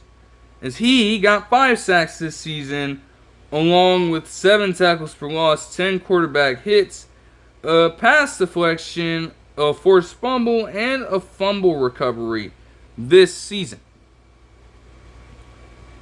With him putting up the solid numbers that he has, the Pats decided with their cap space situation, as they also have one of the best, if not the best, they decided to go all in and give him a 4-year, $104 million deal to bring him to Foxborough. Perfect replacement for Davon Gaucho. And he's a lot younger because at this point, while Milton Williams is going on 26 in just under a month, Davon Gaucho is 30, going on 31. And he did not have virtually no production for the Patriots last season in terms of generating effective pressure at the right times. He racked up tackles, but he didn't even register a single sack in his last 2 seasons with the ball club. And he played every single fucking game. You bring in a guy like Milton Williams, who was doing damage in a shorter, lesser role with a stacked roster. Give him a chance to be one of the lead guys on a defensive lineman. Anything is possible at that point. Smart move by them.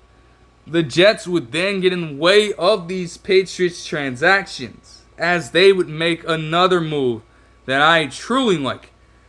They would sign away Justin Fields from the Steelers to a 2-year, $40 million deal. Reuniting Justin Fields with Garrett Wilson, who played with each other at Ohio State and got drafted in the same draft class, just a mere couple or so picks apart from each other. Like, hey, man, you know, you gotta love that story, right? It's absolutely absurd. And instantly, my view on it is that while it does not necessarily mean that Justin Fields is like a complete wash after this specific contract. And oh yeah, no, Justin Fields is 2021. What am I talking about? But all that to be said, he should be motivated to do his very best with this team during this time. After all, he had one of the best rushing seasons for a quarterback in NFL history that was wasted. He was moved on from in favor of Caleb Williams last season and sent to the Steelers. Then he gets to the Steelers. He performs during his first 6 ball games and posts a winning record and still gets benched, not seeing the field ever again as a starter. Now he's in a situation where he can prove himself. But if he doesn't perform well, I do not necessarily know how many more chances will show their face for him again. I don't know how many he would get after an opportunity like this.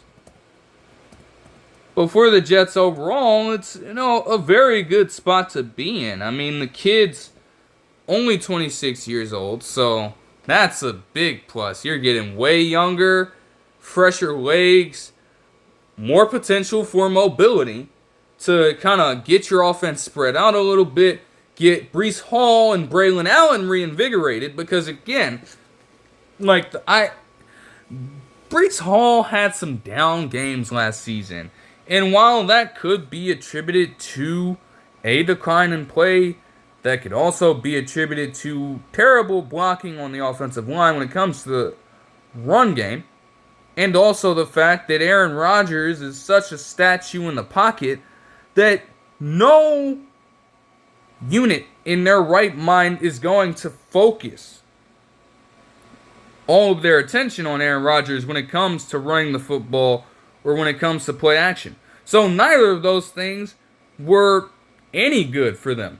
They could not produce in play action last season. They were god awful from that aspect of offense. And then even in short yardage situations, they could not get a lot of these opportunities to go their way, despite Breece Hall being a very great running back. But now the mere threat of Justin Fields' ability could potentially open up some things for those guys. But they've got to bring it all together. That is exactly what it is going to take. The Patriots would continue making moves, though, because after that, they would sign Carlton Davis III away from the Lions on a 3-year, $60 million contract. He was having a very good season for the Lions prior to him getting hurt. The second that he got hurt and all of these other injuries started piling up for the Lions, they crumbled defensively, which shows just how important he was to that unit.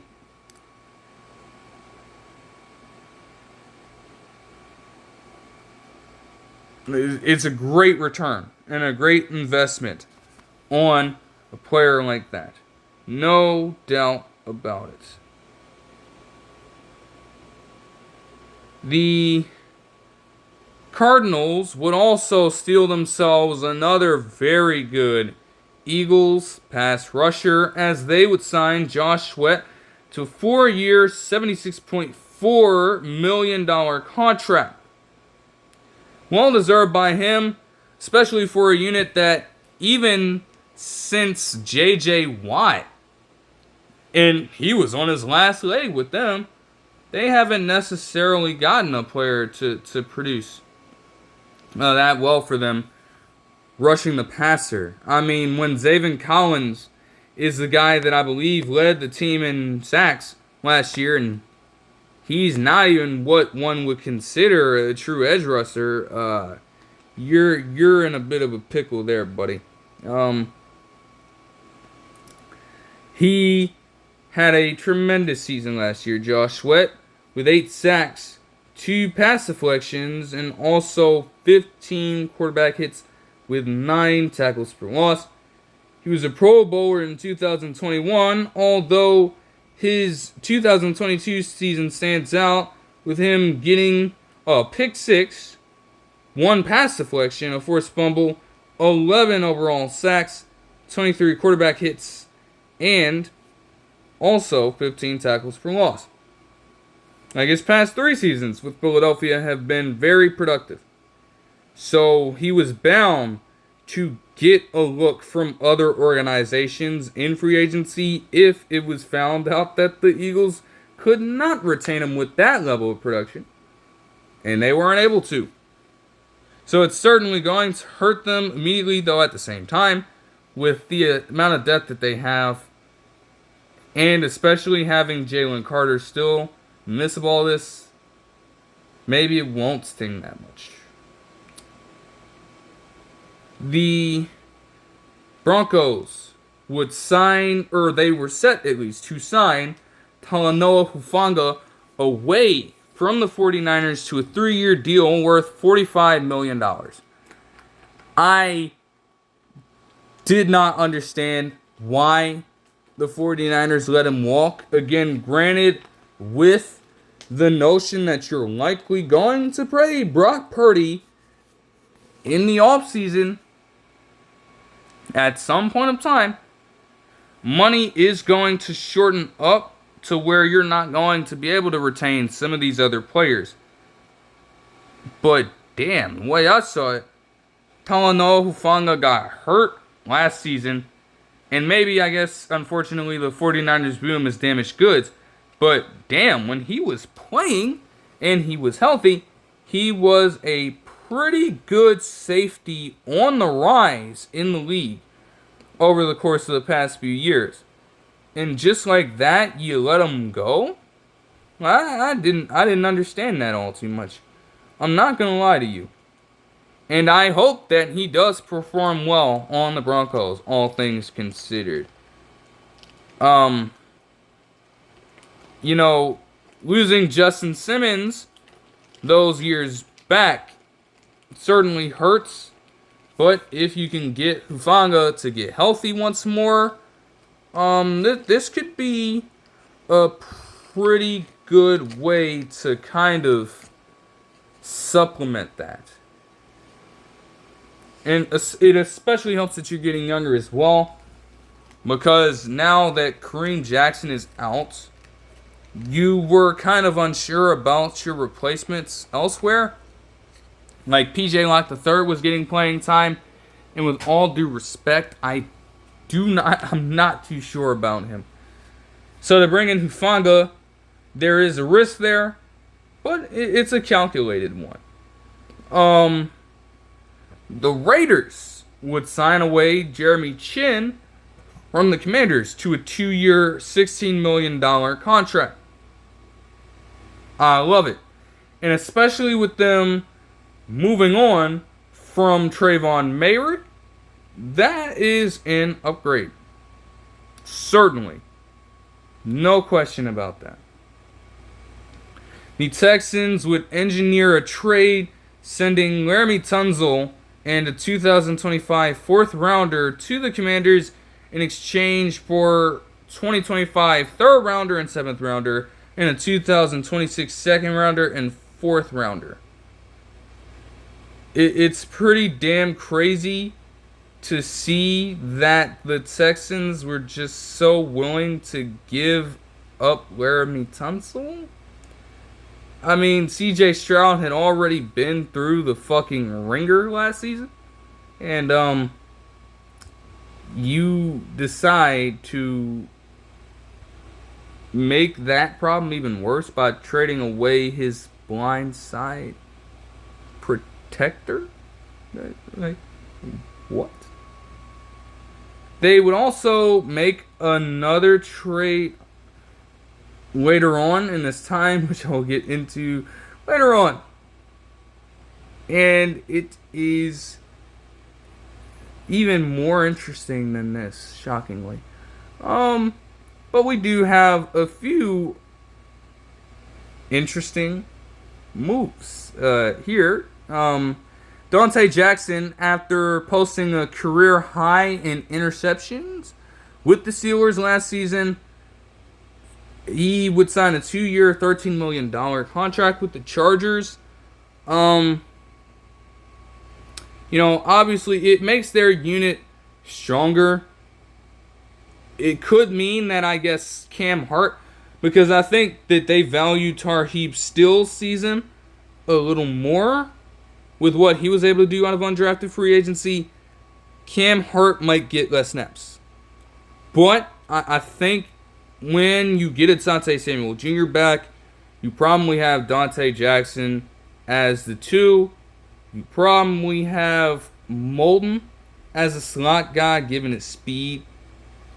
You probably have Still getting reps in there on, I guess, nickel sets and dime sets. Hey, that's for the Chargers to figure out. That could be a good problem to have. And especially if Dante Jackson shores up on his coverage overall. Because there were games last season where he was getting absolutely toasted. So if you have him getting all these picks but not covering anybody, it's not going to work out. The Browns would just show why the fuck they have consistently been so bad over the past few years. Because, again, granted, yes, with the situation that you put yourself in, you're not going to be able to make a ton of crazy moves like that. But there's a difference between a crazy good move and then there's this crazy bad move, or almost a nothing trade, really. I mean, they traded Dorian Thompson-Robinson and a 2025 fifth rounder to the Eagles in exchange for Kenny Pickett. What the fuck did they think that was going to do? I get that Dorian Thompson-Robinson wasn't doing shit. He was god awful in his role as a backup. And Kenny Pickett didn't show you as a starter that he just was not capable and was not ready to take on that role. And you're also with Deshaun Watson potentially set to miss the next season. Your guy is him. That's your guy. They're around the same age. What the hell do you gain from taking him on? You played against the Steelers multiple times when he was a starter, and you feasted on him specifically. Seeing all of that, you now think that you can turn him into something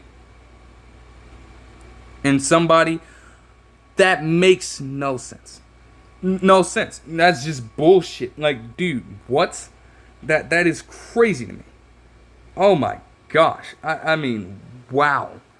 I don't have it noted here, but it should be worth mentioning that the Lions did also, over the course of this time, to replace Carlton Davis III, they did sign DJ Reed Jr. away from the Jets, which is interesting. The former Seahawk and Jet, obviously, as a very complimentary number 2 corner. He's established himself as that over the past few years. One of the best at it, actually. So I like that acquisition by the Lions. Some could argue that he is a little better than Carlton Davis III. He's a little less injury prone. Still, hey, more corners would find themselves getting moved to new teams. The Giants would take on Paulson Adebo, and they would sign him to a 3-year, $34.75 million deal. I like this one. He was playing lights out to start out the season, but unfortunately he suffered a season-ending injury so early, and he could not do much more for them, obviously. But to upgrade at that position for the Giants and to still have a player that young, assuming that position, is pretty good overall. Especially given their bad streak of drafting cornerbacks over the past few years. Like, do I have to mention them taking on DeAndre Baker for the Giants fans out there? It's trash. They had Deonte Banks last year, and he was just an absolute cone. They have had a terrible streak with getting cornerbacks out of the draft. To find one like Adebo through free agency is definitely solid. The Packers would also get themselves a good one, as they would draft away Raiders, or sign away Raiders standout Nate Hobbs and give him a 4-year, $48 million deal. One of the best players the Raiders had to offer, regardless of position. And, seeing as Jair Alexander could be on the way out of the door, it is not a bad idea to get someone like Nate Hobbs and eventually elevate him into a bona fide number 1. Not the worst idea in the world for them. Also makes more sense when you recognize that around the same time, the Packers will be thinking about making another move or so, just a day later pertaining to the cornerback position. The Cowboys would then sign Javonte Williams to a 1-year deal. He is a very young running back who, I don't know, I find it interesting that despite him still producing at a relatively efficient rate, overall, he did have a down year last season, and he was benched in favor of Jaleel McLaughlin at multiple points. McLaughlin got more reps than him somehow. You're just hoping that you can get your offensive line together and that he can show you more than what he's shown you in the past few seasons. I mean, he had a solid year as a rookie. And yet it seemed like as he got more and more chances to start over the years, things never panned out. Like his 2022 season was cut short due to injury. And then in 2023 and 2024, he's averaged just around 3.6 yards a carry, far below average for any running back who would want to start in the NFL. If that is maintained, it's a 1-year rental, but it's certainly going to hurt the Cowboys more than it helps them. That's what they should not allow to happen.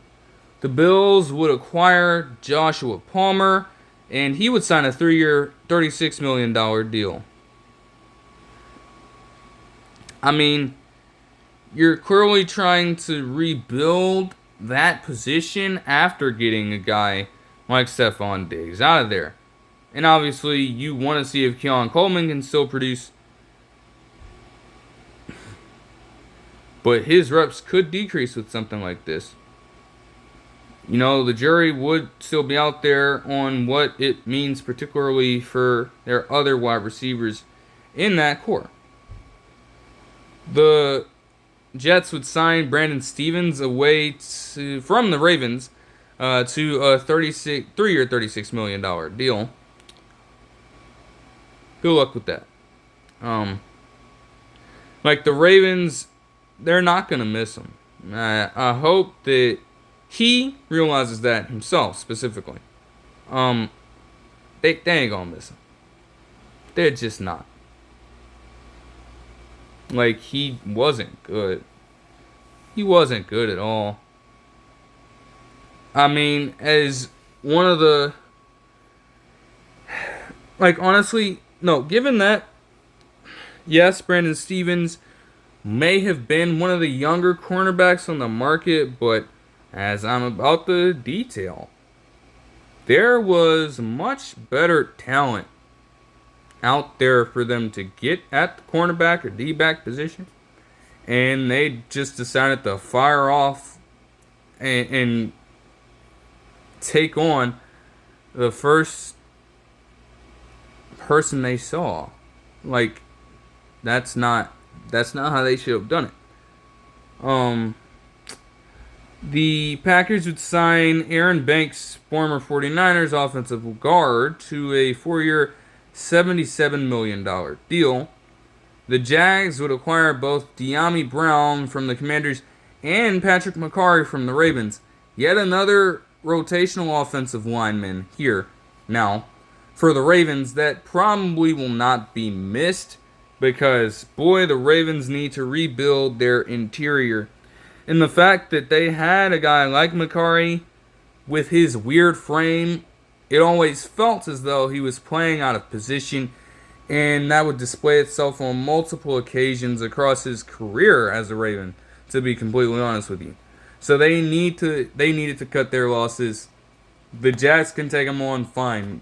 Again, good luck with that. Ravens aren't going to miss them. The Bengals would acquire TJ Slaton, defensive tackle, and they would sign him to a 2-year, $15 million deal. The Colts would acquire Charvarius Ward. and signed him to a 3-year, $60 million deal. They also signed away safety Cameron Bynum from the Vikings. 2 players right there. 2 very good players, and especially Cameron Bynum, with him being younger. Those are players you could have got if you were the Jets. Why did you not try harder to pursue one of them? You definitely had the money. Like, is one of the best cornerbacks in the league, period. Charvarius Ward getting just $60 million across 3 years. You could afford that. You really could. And that potential unit with Sauce Gardner and him, if they're playing as best as we know that they both can, pure lockdown. No fly zone. Reincarnated. And yet, you don't even bother trying. So I found that interesting. The Bears would acquire Dayo Odeyingbo from the Colts, and he would sign a 3-year, $48 million deal with them. Another rotational piece to add to a D-line that desperately needs it. Although they were serviceable enough to contribute to a defense that was one of the best in the league last year. The Panthers acquired Tershawn Wharton from the Chiefs, and he would sign a 3-year, $30 million deal. I believe with the way the draft is, the Chiefs can find themselves another solid offensive lineman out of it. Tershawn Wharton was definitely a capable player, but it always felt like you could get better at that position if the opportunity presented itself.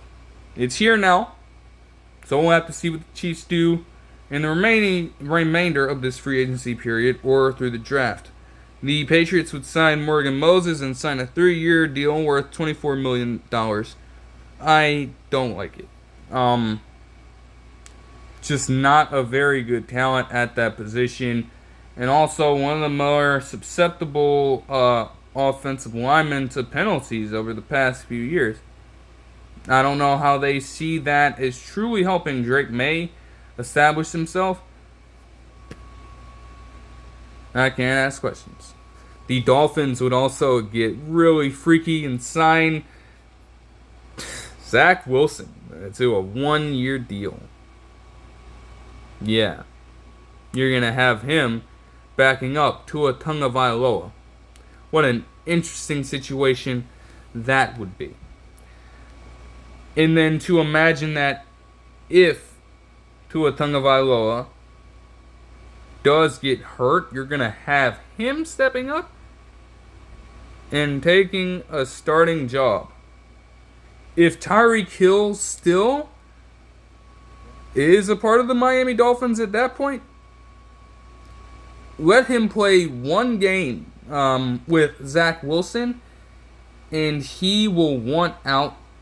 He will truly want out expeditiously. There's no shot that if Tagovailoa were to go down again for some substantial amount of time, that he's going to want to sit there and play ball with him. Because he's going to not really get the ball.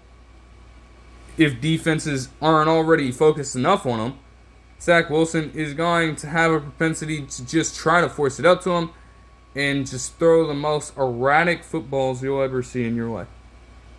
And it'll get picked off in some capacity without Tyreek Hill even having a true shot at catching the ball. The Giants would re-sign Darius Slayton to a 3-year, $36 million deal. The Vikings would sign Ryan Kelly away from the Colts, former center for them.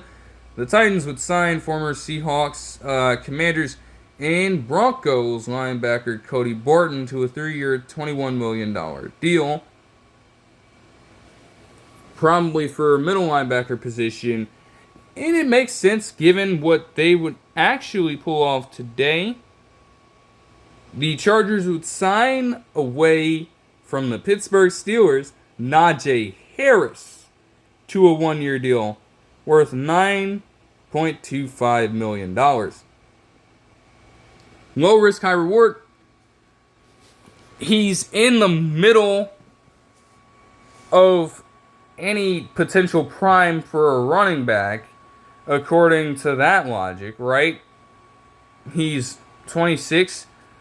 You don't have much to lose by taking him on. But, boy, this is another situation where, yes, has he been more prolific than Javonte Williams? Jeez, absolutely he has. There's no question about it. But his abilities have been severely questioned, and his deficiencies are glaringly bad. Glaringly bad. It also seems like even with him producing the way he has, they've gotten worse. No wonder the Steelers are so eager to move on from him. That in itself is a red flag.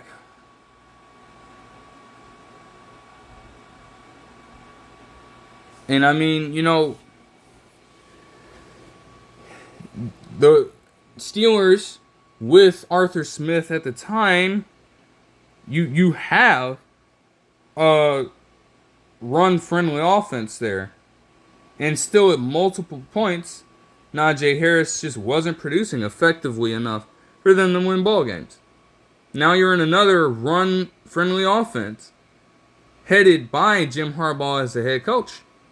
If you don't perform in this, yeah, there are not a lot more opportunities coming your way if you're Najee Harris. You gotta make the most of this. The Vikings would re-sign Byron Murphy Jr. to a 3-year, $66 million deal, which is a great move for them. The Jets would sign Andre Cisco away from the Jags to a 1-year, $10 million deal. The Broncos would sign Dre Greenlaw away from the 49ers. Another tough loss for San Francisco.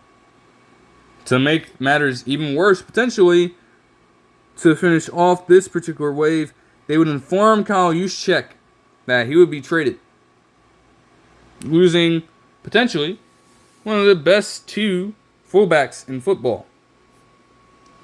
Even with the position, in a way, kind of losing value to some extent over the years, depending on certain team identities and ideologies. It's just not been a very favorable past half decade for any fullback in the NFL outside of a select few. So that just definitely a very deep arsenal of overall moves during this one, and it continues on. Moving into some moves made on Tuesday, the Vikings would open up the day signing Jonathan Allen to a 3-year, $60 million deal after he was released from the Commanders. And honestly, in terms of their defensive tackle unit, I think that's a pretty solid move to make. Again, Jonathan Allen had a down season last year, but he is still recognized as one of the better defensive tackles in the league. You give him a pretty standard contract for a veteran free agent of his standing. I think that you will certainly take it, to be honest. He can come right in and be an immediate upgrade to that position group. The Giants would also sign former Dolphin safety Javon Holland to a 3-year, $45.3 million deal. I think it is perfect, honestly. Javon Holland has been getting a little disrespected because he's put together some productive seasons since he's entered the league, and he's quietly been one of the best safeties in the league over this period of time. I feel as though if he's given an opportunity in the right system, his potential can be fully realized, honestly. Now, granted, he did, over the past couple of seasons, miss some games due to injury, and his season was not the best last year. But the Dolphins' defense, generally speaking, maybe it was just a byproduct of slow offense as well, especially when Tagovailoa was out. But they were not a great unit overall. You know, being in a different system could potentially help him. And he's still very young.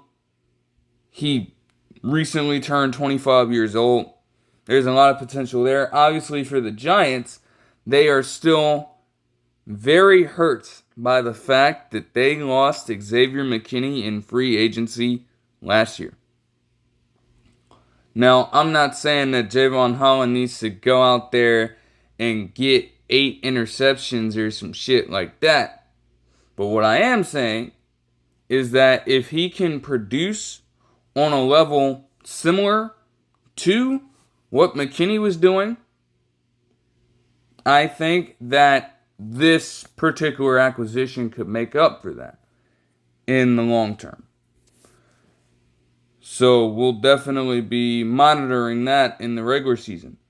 The Falcons would sign former Raiders linebacker Divine Diablo to a 2-year deal. The Vikings would make another move and sign Will Fries, former offensive guard for the Colts, to a 5-year, $88 million deal. I find this to be an interesting move. Now, I wasn't all too familiar with Mr. Fries when he was with the Colts. But, you know, as a younger offensive lineman in the league, he will be going on 27. And given the fact that their offensive line as well, the Vikings were depleted at that position last year completely. And they never fully recovered from that. Those deficiencies at those particular positions flared up in the worst possible moment.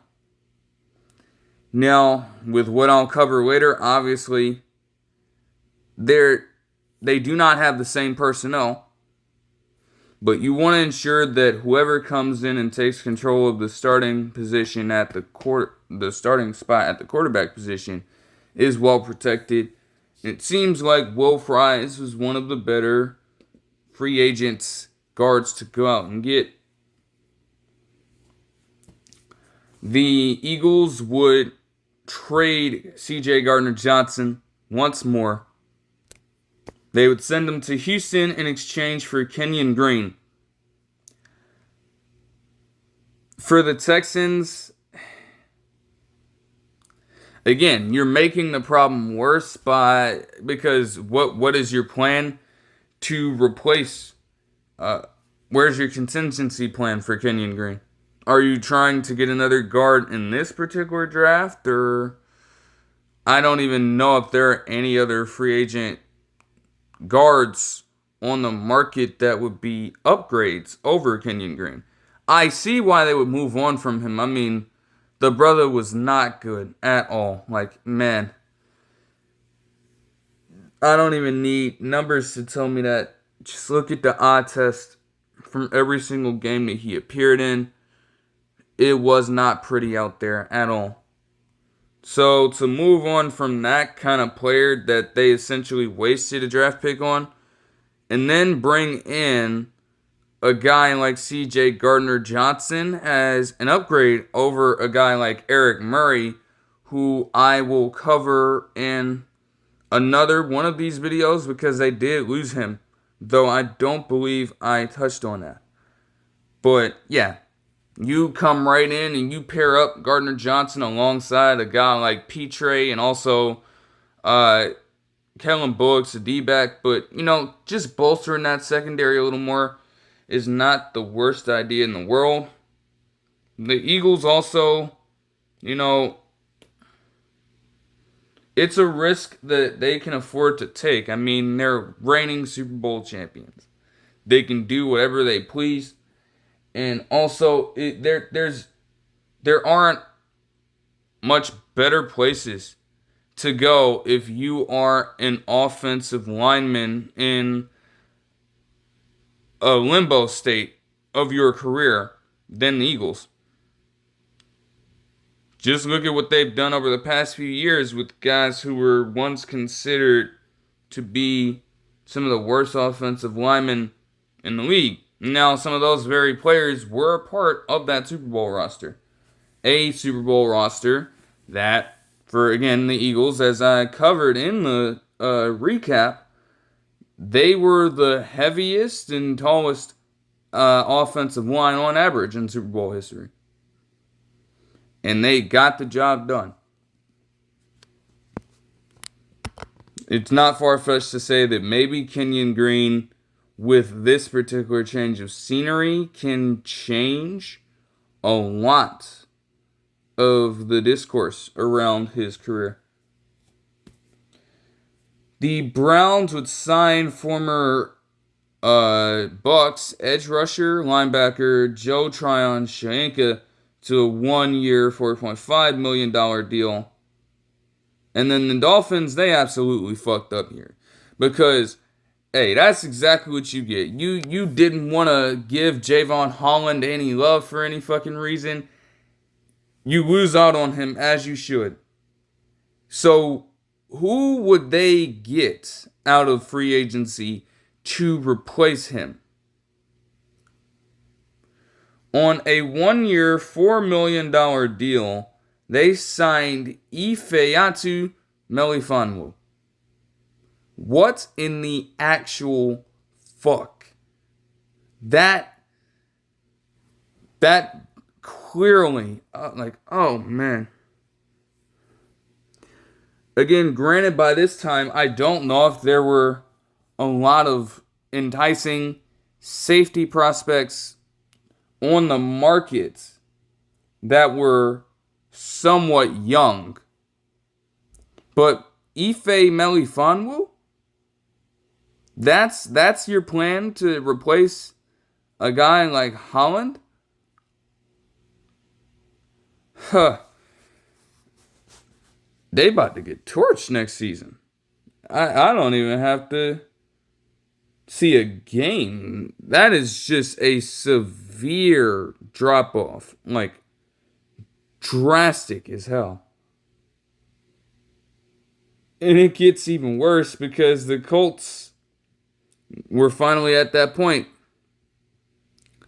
Obviously, Anthony Richardson had quite the terrible year last season. And his starting spot was up for grabs, of course. The Colts would take it upon themselves then to, in their own weird, interesting, and wacky way, spice up this quarterback competition a little bit by bringing in none other than Daniel Jones on a 1-year, $14 million deal.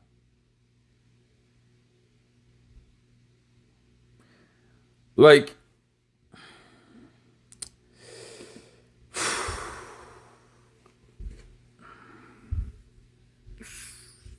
Okay.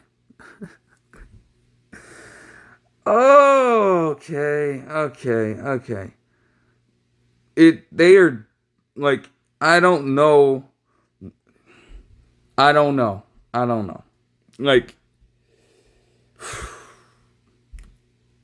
Something tells me that their current GM and Chris Ballard is trying his absolute hardest to get certain things in motion.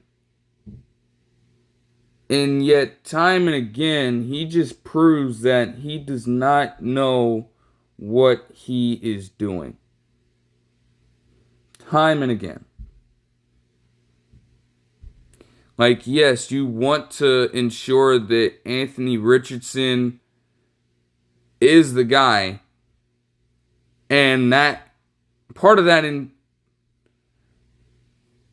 is contingent on him working for his spot as QB1. We get that. That's fair. So, obviously, bringing in competition is good. But, bruh, what the fuck?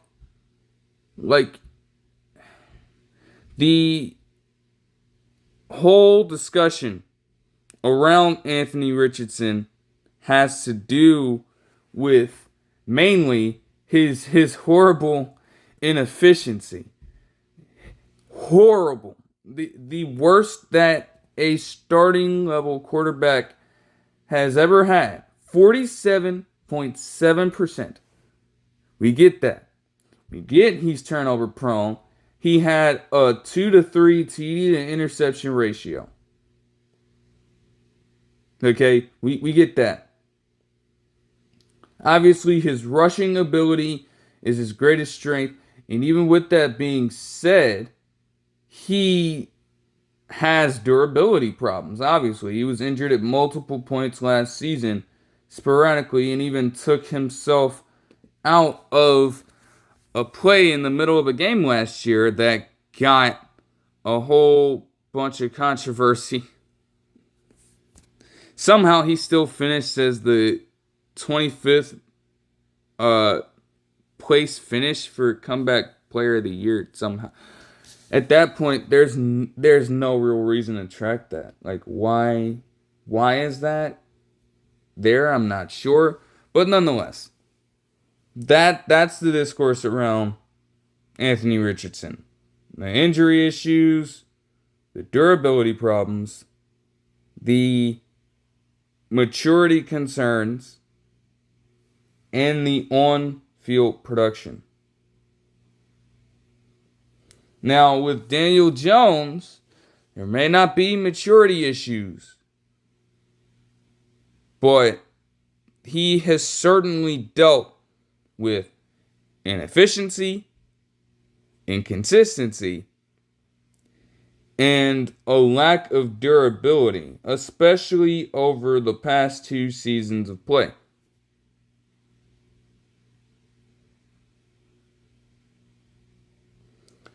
Now, obviously, in 2024, he wasn't going to get any time as a QB1 with the Vikings unless Sam Darnold went down with injury. Obviously, he was playing well at the time, so Daniel Jones was naturally not going to get any reps. But even then, his season was just trash.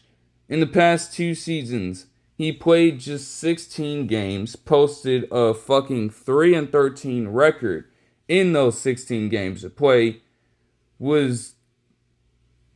He finished with good accuracy, but those numbers are misleading. He combined for 10 touchdown passes and 13 interceptions, while averaging just around 5.9 yards per pass attempt over the past 2 years. Same issues are there for him. Like, what? That doesn't even make sense, bro. It is just like, oh my gosh. And then he can run the football a little bit too, but he's highly turnover prone there as well. There were multiple seasons where he led in total turnovers because of how much he would lose fumbles. But that is a guy who you potentially want to start over Anthony Richardson. Then you're really just preparing to be a worse football team.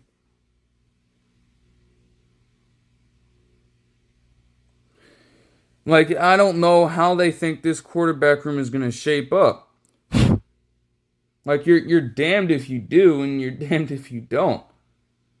Like you somehow managed to be mediocre enough to get so fucking close to clinching a playoff berth despite the inefficiency of Anthony Richardson. Now, that was aided with some of the play that Joe Flacco had here and there, and even he was inconsistent.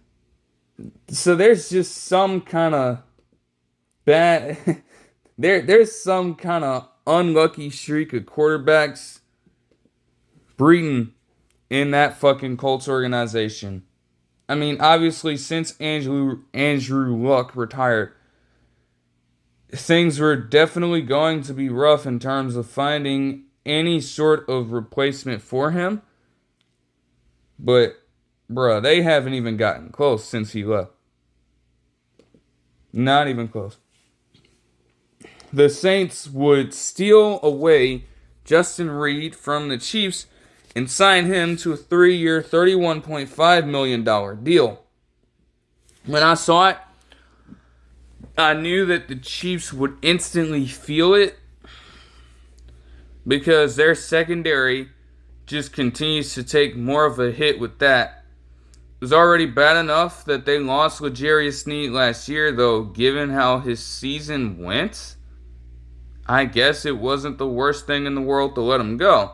Obviously, when healthy, he solidified himself as a top-tier cornerback, but he did not play all that much last season.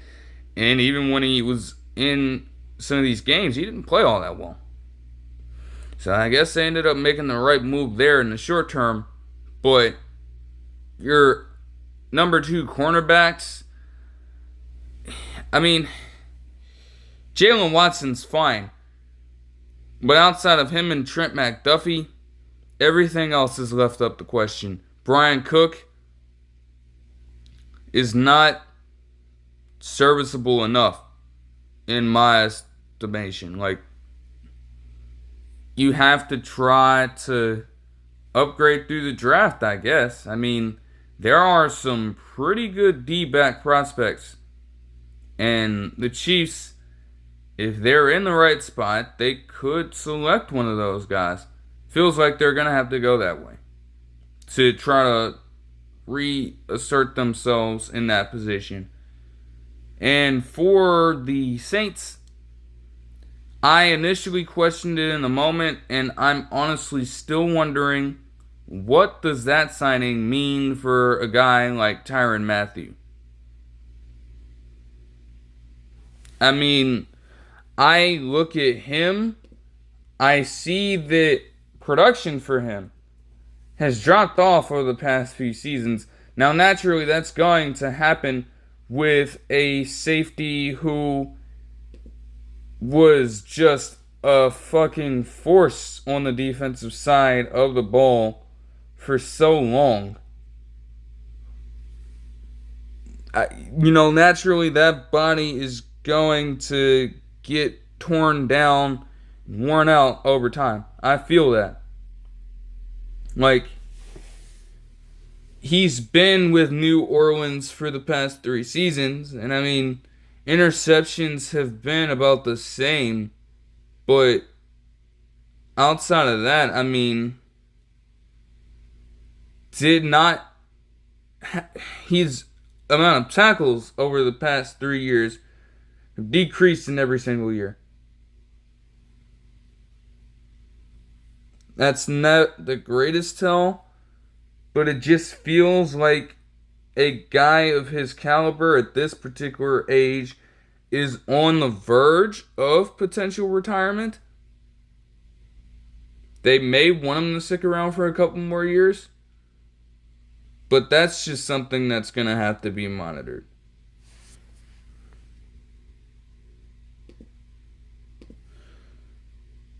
The Cardinals would sign Jacoby Brissett to back up Kyler Murray. The Ravens would sign DeAndre Hopkins to a 1-year deal.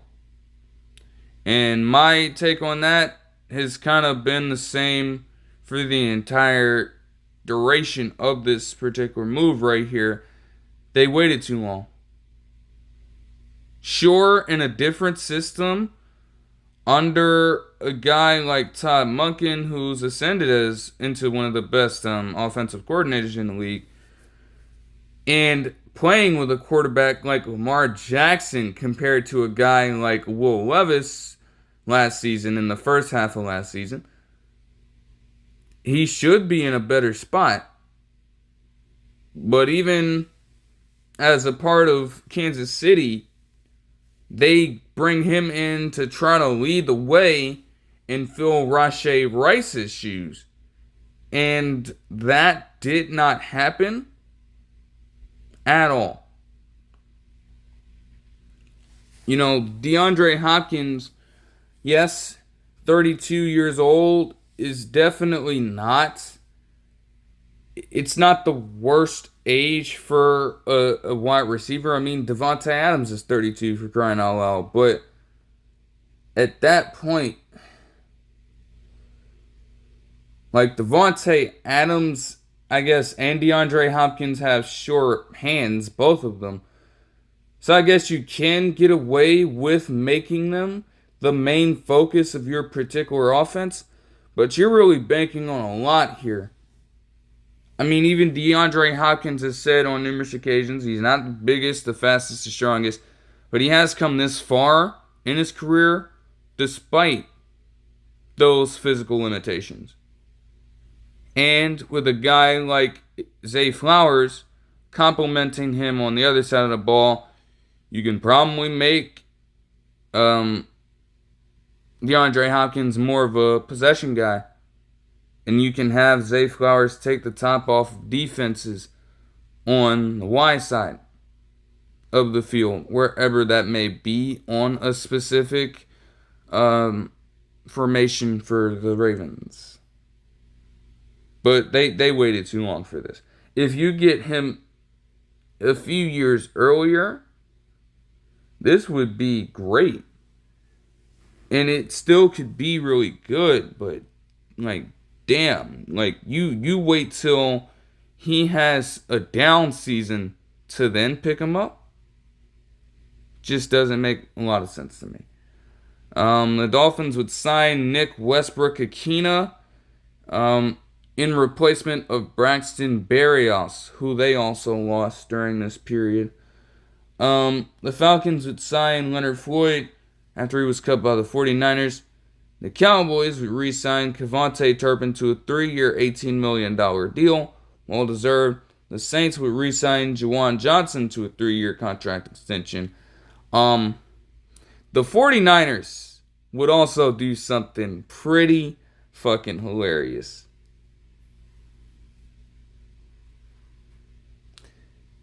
In replacement of Talanoa Hufanga, they would sign away Jason Pinnock from the New York Giants.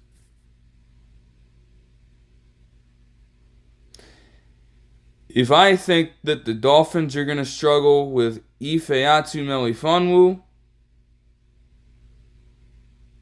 we already know what Jason Pinnock is. It goes without saying. We already know who this guy is and what he doesn't do for your defense. And the 49ers are going to be that oblivious to these facts and get them anyways?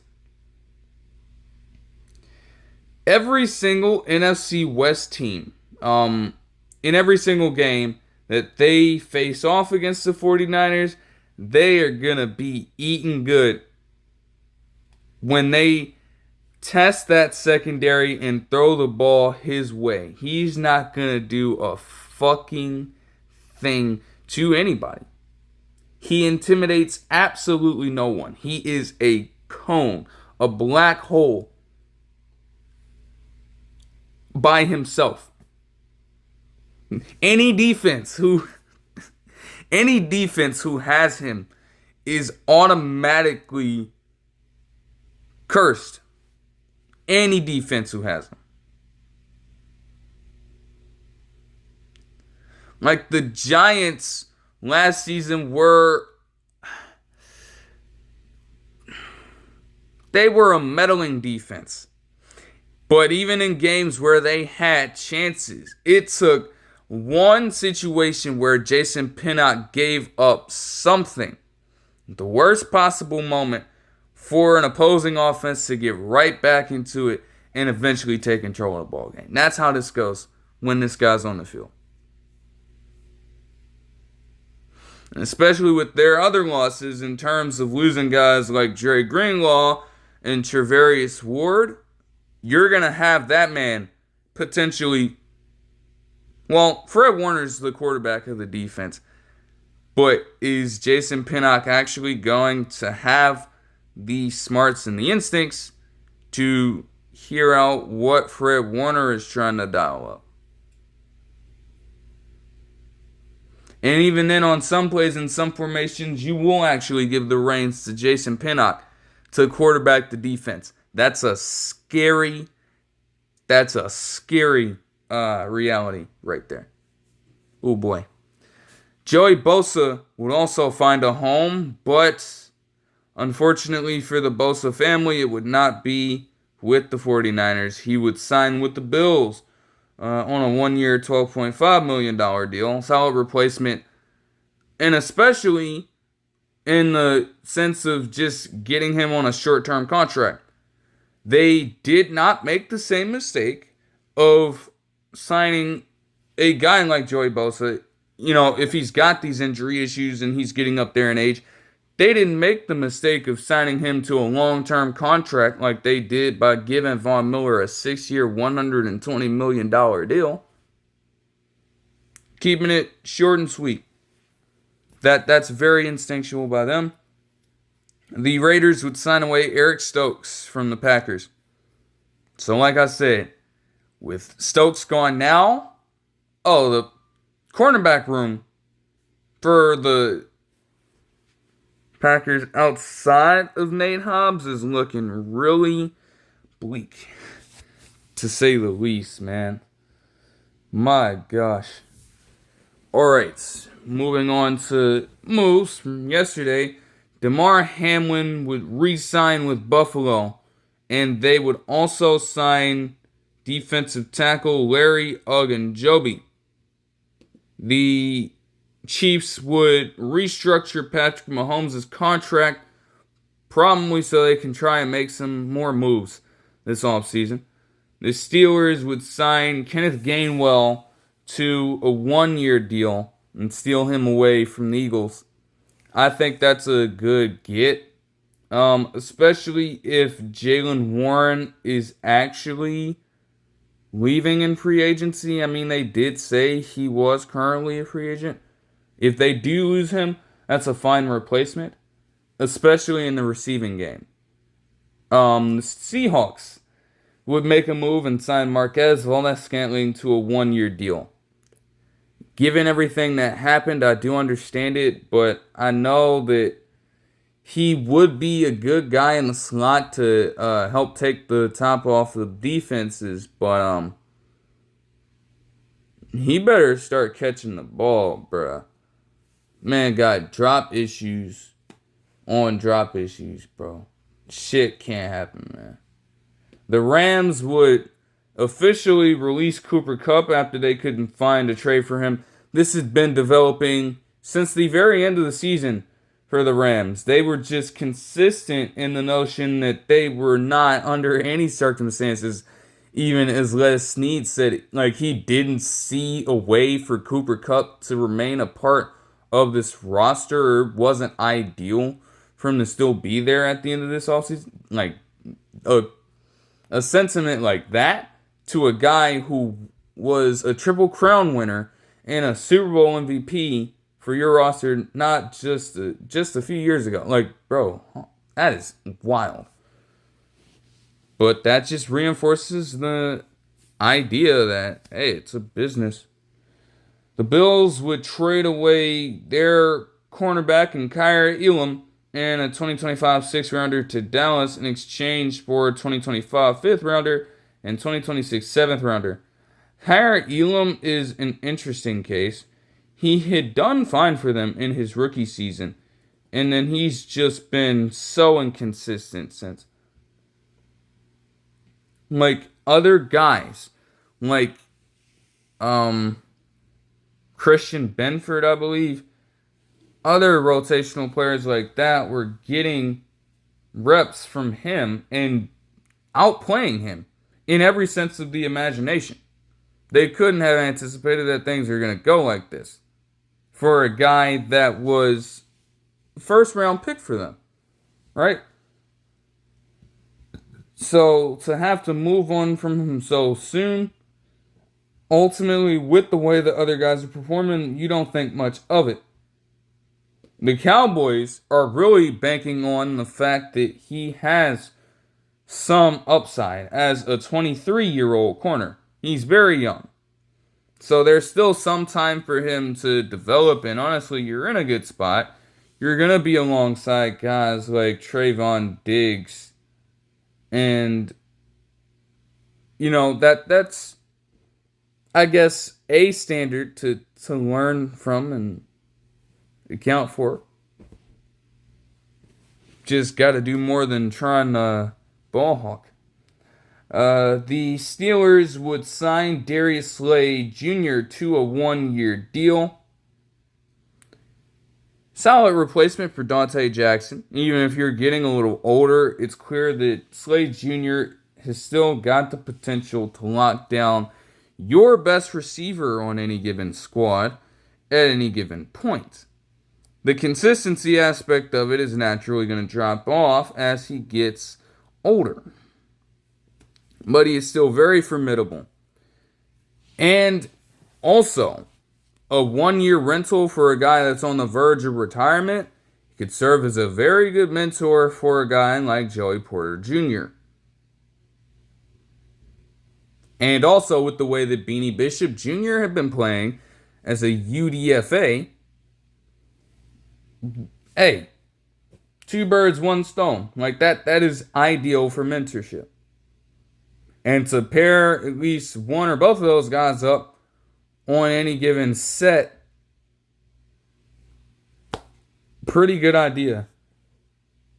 The Cowboys would acquire Kenneth Murray Jr. and a late round pick from the Titans and send over a late rounder to Tennessee. Another shot in the dark that the Cowboys probably would have to take here. I mean, Kenneth Murray Jr.'s career to this point has been nothing to write home about. In the slightest. And the fact that he's been on this many teams this soon just shows that a lot of these organizations have little faith in him, which makes him a very good asset for the Cowboys if we're talking about how cheap they usually are. You do not have to give him a high amount of money. You can bring him in with a relatively below market salary and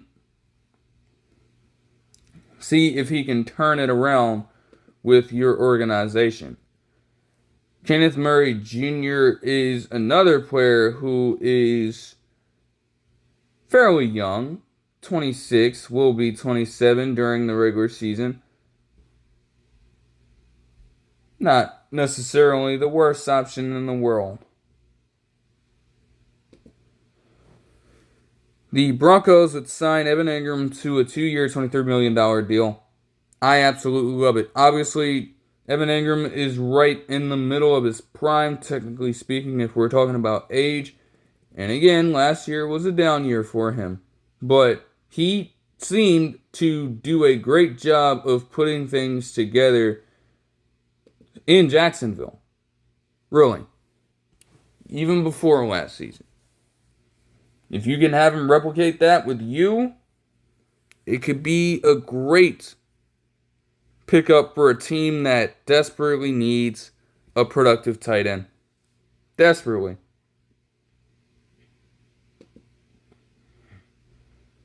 Panthers would sign Rico Dowdle on a 1-year deal.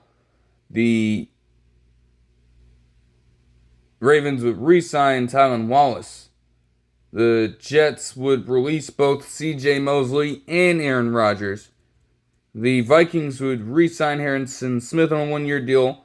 The Saints would re-sign Cameron Jordan on a short-term contract and restructure it. The Chargers would pick up a familiar asset in Mike Williams, sign him to a 1-year deal. In one of the dumbest moves of this period, the 49ers signed Mac Jones while trying to pay Brock Purdy. The Eagles would also sign A.J. Dillon away from the Packers to a 1-year deal. Pretty crazy stuff when you think about it. We already know that Jalen Hurts squats all those damn pounds, and we know Saquon does too.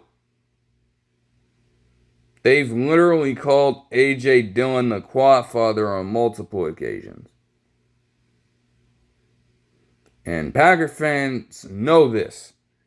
That man, when he is healthy, even if he was not necessarily getting a ton of fucking rushing yards because of Aaron Jones still being there, and, wouldn't necessarily be the case now with Josh Jacobs being there, but man is strong as shit. In his short yardage situations, if the Eagles were already an unstoppable force in short yardage situations, man, all three of them in one backfield. Just be on the lookout. The Vikings would sign Javon Hargrave to a 2-year, $30 million deal. And then for there was another report that came out yesterday that I do find pretty interesting. The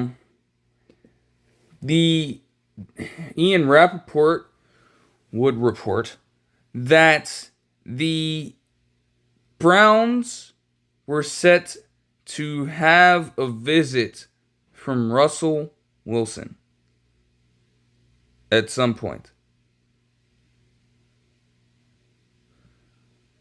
I don't know what the fuck that quarterback room is supposed to be, man. Again, dude, you're still forking over a shit ton of money to Deshaun Watson.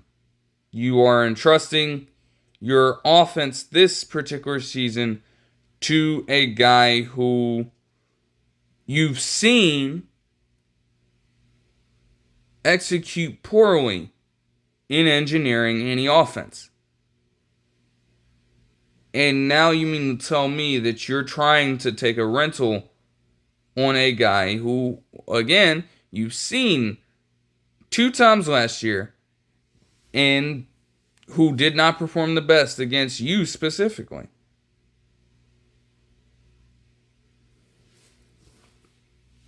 For how this looks for us, though, man, I would hate it.